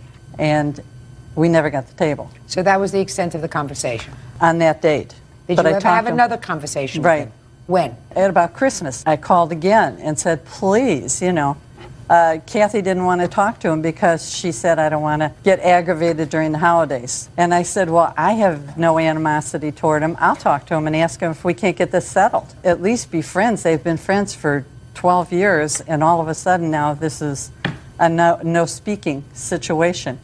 And so I called him again, and he told me that she really yelled at him after a certain episode that took place at their house, and that he had never been talked like that before in his life. And we never really discussed the table after my initially asking him for the table back. It always got back off onto Kathy. So we didn't get the table again. Did you ever speak to him after that? Yes. January and February. Was the table the subject of those 2 Yes. conversations? Yeah. Do you remember anything about those 2 conversations? Just basically the same thing, and he would complain about Kathy again. Okay. That's it? Thank you. When did you barter the table for the windows? In what month? About a month and a half ago. What month? It was March. Well, Mr. Gatewood, you explain to me why, after the plaintiff and or her mother discussed with you in October, November, December, January, and February, asked for the return of this table, why in March did you feel as if you had the right to barter this table to somebody else? It had been left at my house for 5 months. She asked for it. She owed me $100. I said, when you pay me the $100 that you borrowed, you could have the table. I said, I'm holding the table for $100 since our relationship is over with. Just give me the $100, come get the table. It's as simple as that. No. You know why it's not simple, Mr. Gatewood? Let me explain to you why it's not simple. Because you made a gift to her. You were merely putting the final touches on this gift to her. You have no right to sell, which is what you did, sell her property. Whether you do it by way of barter or cash, the bottom line is the same. This way, you didn't pay the tax man, you just bartered property. You had absolutely no right to do that, sir. None. Now, the only issue is the value of the table. Now, Ms. Froberg, I would like you to tell me how you value this table. It was an old table. It had probably no value on its own unless you count what he did to the table as adding to its value, which you have to. So now you have a table with certain enhanced value, but I don't know how to put a price on it. He said he was offered $1,000 for it. When did he say he was offered $1,000? You told that to your mother, but she didn't mention that to me. He said it to me as well in November. I want you to tell me, Mr. Gatewood, and be very careful because I'm going to, if I have a mind to, check on this. I want you to tell me about the windows that this gentleman took care of for you in exchange for the table. Describe the windows. It was a sliding window. A screen. He fixed the screen. Basically, he fixed the screen. You know, I don't believe a word you say to me. Basically, screen is not a window and then a couple of windows. Well, it's a window screen. He installed it years and years ago. The screen had broken, and he says, I'll fix it for you. The table sat there for months. So it just sat there. Forget the table. I've already determined that you did the wrong thing when you gave Okay, me yes, the part Your of the Honor, I table. did. I asked you about the windows. Now you come to screens. That's why I don't believe you, sir. Well, it's a I want window you to tell screen. me, what did he do? Did he put a patch in the window for a nickel?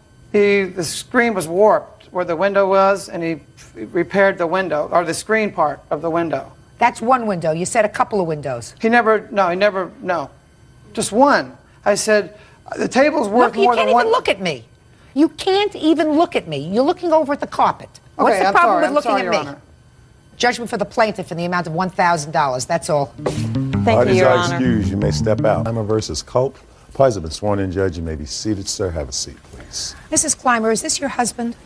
Yes, ma'am. Okay. I just wanted to know who the players were. According to your complaint, the defendant, who is the current girlfriend of your soon-to-be ex-husband, Yes, ma'am. drove your car without permission when you weren't home one weekend and blew the engine on the car. You want her to replace the engine. Yes. There is a counterclaim by Ms. Culp for defamation. She says that you've been spreading nasty rumors about her.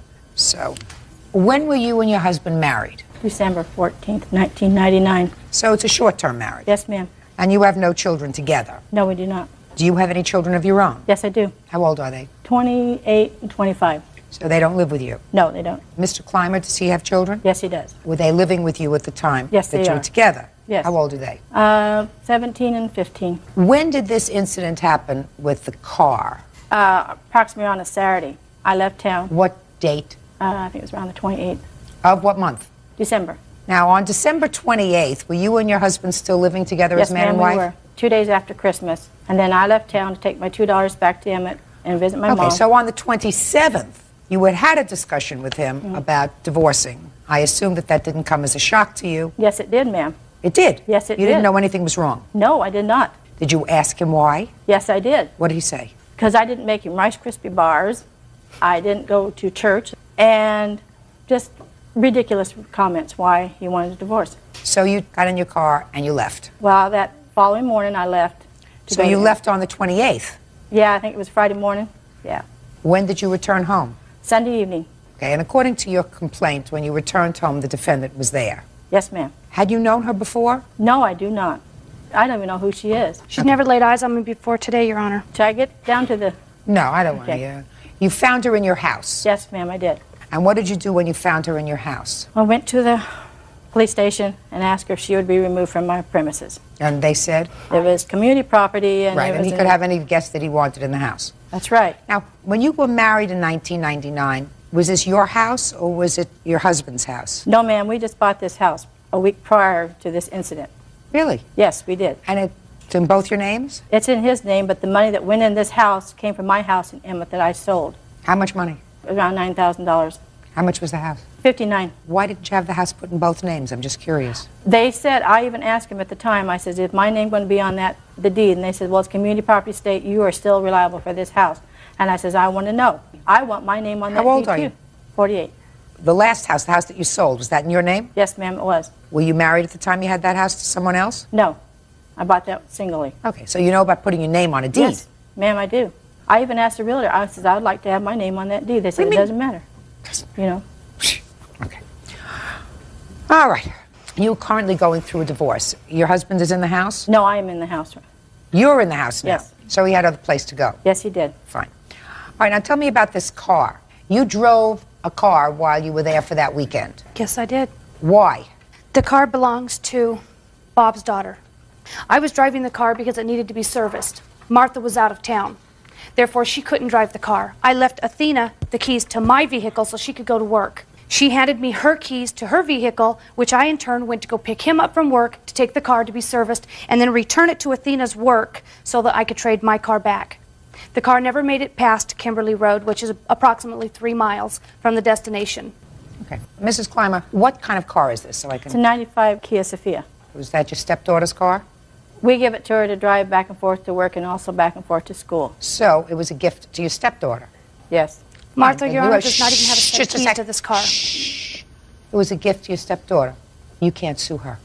It's a gift.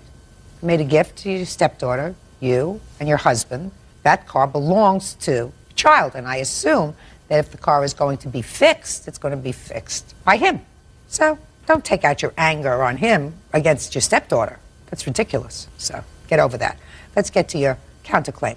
Your counterclaim is that Mrs. Clymer is telling people around town that you broke up her marriage and you're a homewrecker. Yes, it is. Well, that's true. I'm not sure. Truth is a perfect defense. You Your know, Honor, you got to their wait marriage until was the already- body is cold. Your Honor, their marriage was over before I even came into the picture. I didn't know that. even know That's what he Robert told you. Clymer.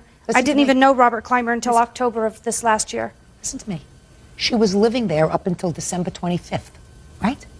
Yes. He was living there up until December 25th, right? Yes. She goes away on December 28th, and you come over.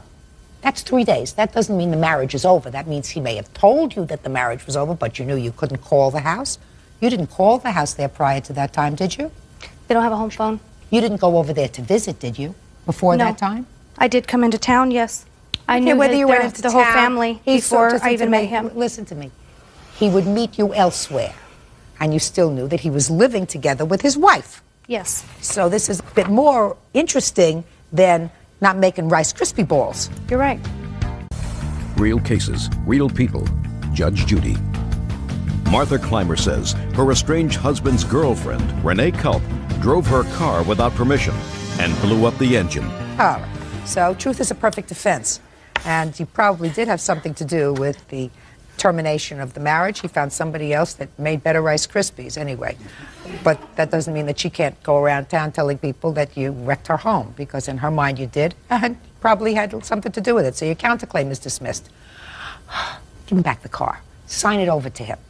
Do you understand? Good. Goodbye. Parties are excused. You may step out. She is hostile and upset by the fact that I am now seeing her husband. Coming home and finding those two in bed, you know. Can you prove that it was me? She never even saw my face before today, and her allegation of catching us in bed, she's wrong. Stand up for your rights. Be careful. Don't listen to your ex-husband. I just want it all over with. And now the next case. All parties on Dorr versus Dykstra. Step forward, please. 40-year-old homemaker Diane Dorr is suing her former landlord, 50-year-old engineer Richard Dykstra, for disposing of her personal property, the return of her security deposit, and emotional distress. Ms. Dorr, the defendant was your landlord. Yes, ma'am. According to your complaint, he evicted you, and you want him to return your security deposit, which I think was $700. Yes. You claim that he disposed of property of yours, and you also were suing him for $500 for your stress. So let me get some facts. When did you commence a lease with Mr. Dykstra? July of '99. And what was your rent? $650. $650 a month? Yeah.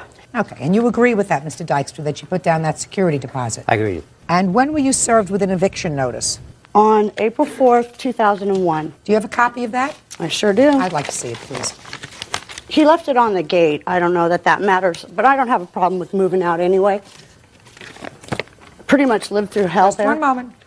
So you gave a 30 days notice effective 4/4/01? That's when I filed with the Sheriff's Department, and the Sheriff did not deliver this until the 9th of April, and I took that into account with the 30-day period. So you were to be out of the apartment by May 9th? Yes, ma'am. Okay. Were you out on or before May 9th? Apparently, he says I wasn't. He went over there, and I would lie to you if I told you the date. I wasn't there because I was pregnant and not allowed to be out of bed.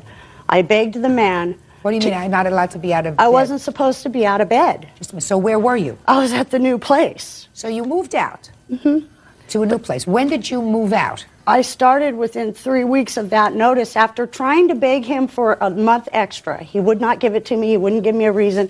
I said, fine, I'm just going to go. I can't handle this. Figured I'd clean the place, get everything out, right? I'm at the new place going back and forth to the hospital. I hired somebody to come in and clean it. Okay, just 1 second. So let me understand this. You did, in fact, move out prior to May the 9th. Yes. Physically. You physically. Physically. I left you when he left- attacked me and my children. Not physically. I left because of that. Yes, I did. He cussed me out, and I left. I was Fine. afraid. Good. So you left, and is what you're saying is that there was property of yours left after May 9th in the apartment? No, I believe it was before that. After May 9th, I never went back. He locked the doors on May 9th.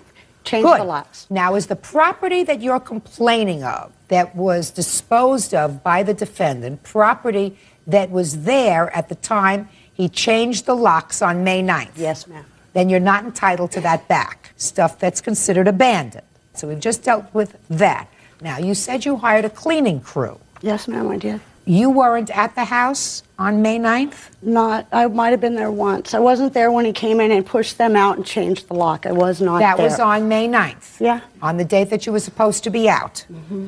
And you still had people cleaning in the apartment? Yeah. So he said what? Your Honor, she paid for the month of April. Okay, so that was covered. That wasn't the problem. Starting May 1st, there was no rent being paid. I gave her to the 9th, actually to the 10th, and so I was losing $20 a day at this point. He had $700 in deposit. Just a second. Don't speak. So after I saw the progress her so-called cleaning crew was making, which was very, very slow, I have pictures here, Your Honor, and I'd like you to take a look at of the house. Miss Dorr, And, Miss Dorr, listen to me very carefully. You don't want to display erratic kind of behavior, do you? Okay. No. You are. Sorry. Go ahead. Yes, ma'am. I have pictures of the house, and the cleaning crew was moving very, very slow. You mean So- do you have pictures of the house on May 9th or May 10th? Yes. I see them, please. And rather than lose $20 a day and wait for these people to do what they were doing very slowly, I thought it was in the best interest of myself to just perform the cleaning myself. So I asked them to leave. I said, that's fine. It's a good enough job. Just go on your way. Now, Mr. Dykstra, are these the 2 sofas that she claims that were left behind? Yes, ma'am. Anything that was left in the house at that period, I moved out into the garage. I did change all the locks on the house, but I allowed them access to the garage until everything was taken out of that garage. You did? Yes, I did. Did they take these 2 Yes, couches? they They did? Yes, they did. Okay. As you could see, if there was any cleaning done, it's not apparent in the pictures. Maybe it was worse. Could have been. Didn't you ever clean the stove? Yeah, I don't know. I think that those pictures came from the next door place. That wasn't my stove. I have papers where an inspector came in and says that everything was good in that house. She said I had the cleanest stove she had ever saw. It's documented here. Oh, let me see that. And just a second. I'd like to see that. Okay, I'm gonna send them with Bert. And a thing where I had the carpet cleaned in the year that I was there, year and 9 months. These are also pictures of what we were breathing and some of the stuff coming out of there that had damaged a lot of the walls and carpets. I lived there for a month without heat and continued to pay my rent because I don't want to be a bad person. You know what I mean? So I paid the rent, lived there while we breathed that. My kids were sick and going back and forth to the hospital breathing that stuff. Well, you should have moved out sooner. Well, we tried. I did the best I could, but I understand, and you're right, I should have. From what I could, he was on my property every day drinking. I'm an alcoholic, so it really had offended me when he did that. Before that, he was cutting the locks off. Do you see me looking at you? Would you please point out to me where it says here, madam, that you had the cleanest stove the inspector had ever seen? Well, she mentioned it. Would you point that out to me? I'd like to see it. I don't know if it's on Well, here, just maybe. take a look. That's what you were giving me. She didn't. She said it to me then. It wasn't written, but it doesn't say anything's ruined in there. I asked you to answer my question. Okay, it doesn't say it. Okay. You want to show me, sir, a list of things that you claim that you spent money on to put this apartment back in condition to re-rent? Yes, Your Honor. I have 2 separate ones here. The initial one is the one that I sent to the plaintiff. The second one you have there is one I just did the other day with the actual expenses. She had a young pup, and it made a mess of the carpet, and I thought it could be cleaned, but I had to replace it after that. So even prorating the carpet over 5 years, for her 2 years, I still come up with a lot more that she owed me than I owe her. The rest was just little incidentals, mini blinds. I'm talking $20 here. You can't find a mini blind for $20. I'm not gouging her in any way. Look, I just want you to tell me, sir, how much you spent on somebody coming in and doing a general cleaning in the apartment. I cleaned it myself. That's what it would have cost me to do something like that. I just wanted to tell him about the blinds. When I had moved in, he told me I put a dog door in for the dog could go have access. Yeah. And we had cut them. That's where he's talking about the damage, so the dog would be above it. He said that was okay, don't worry, because once you'd lived there for a year, the blinds paid for themselves. Otherwise, I would have bought new ones and sat them in there. Oh, I've seen places that look worse. Seen places that look better, but places that look worse as well. I want to get to your stress complaint, Ms. Dorr. I usually don't entertain that. I gather that you were living there for a while and that you complained several times about other neighbors, 2 other neighbors in particular, according to the defendant. One neighbor you said was selling drugs, and you evicted that person. Is that right? Yes, I did. And then the plaintiff had somebody that she thought would be a good tenant, somebody that was going to do some babysitting for her. That's correct, Your Honor. And you rented to that person. Yes, I did. They were good tenants. And what happened to that tenant? They babysat for the county, and that was their major portion of their income. And after they quit watching the plaintiff's child for free, they thought they was being taken advantage of. She responded by calling the Child Protective Services and filed a complaint that said her son had been sexually abused by their son. So therefore they lost their license, they lost their income, and they had to move. Is there any reason other than those two instances why you decided to evict the plaintiff? After 2 tenants, and initially not knowing who to believe, Diane is very good at making, she's very convincing. Not to me. Okay. Well, I had a hard time at first, so I didn't know who to believe, the other tenant or her. And so I gave her the benefit of the doubt at the first time. But on the second instance, after that, it was obvious who was telling the lies here. And it cost me a couple months' rent there, plus fixing up the other places. And then when I evicted Diane, it cost me a month's rent there, and I had to fix that place up. Pretty soon, you have to look out for your own well-being. Okay. Tell me about your stress, Miss Dorr. I'm not even going to bother because obviously you believe him. He had those places rented the day we were out of there. Good. All of them were, so. Oh, that's great. But I have copies of police reports, and I didn't call Children's Services. The school did. My son reported it to the school what had happened. And I don't know if I'd call it sexual abuse. It was the little boy on top of him. And if my son needs to tell the school that, I'm not going to tell him to be quiet. Okay. Well, Mr. Dykstra, let me tell you this, sir. When the tenant moves out, things are never really perfect. You certainly are entitled to cleanup fees. I don't care who did it, whether you did it or whether someone else performed the service of cleaning up this mess, and there was a mess. And if you had a crew in to clean it up, they would have charged you at least $250 to clean.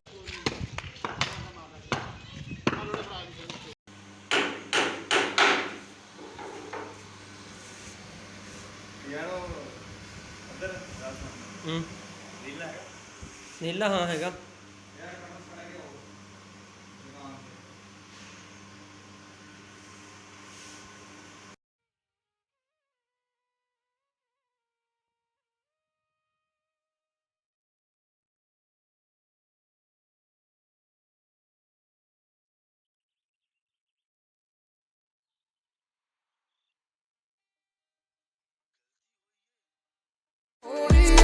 ਸਿੱਧੇ ਮੱਥੇ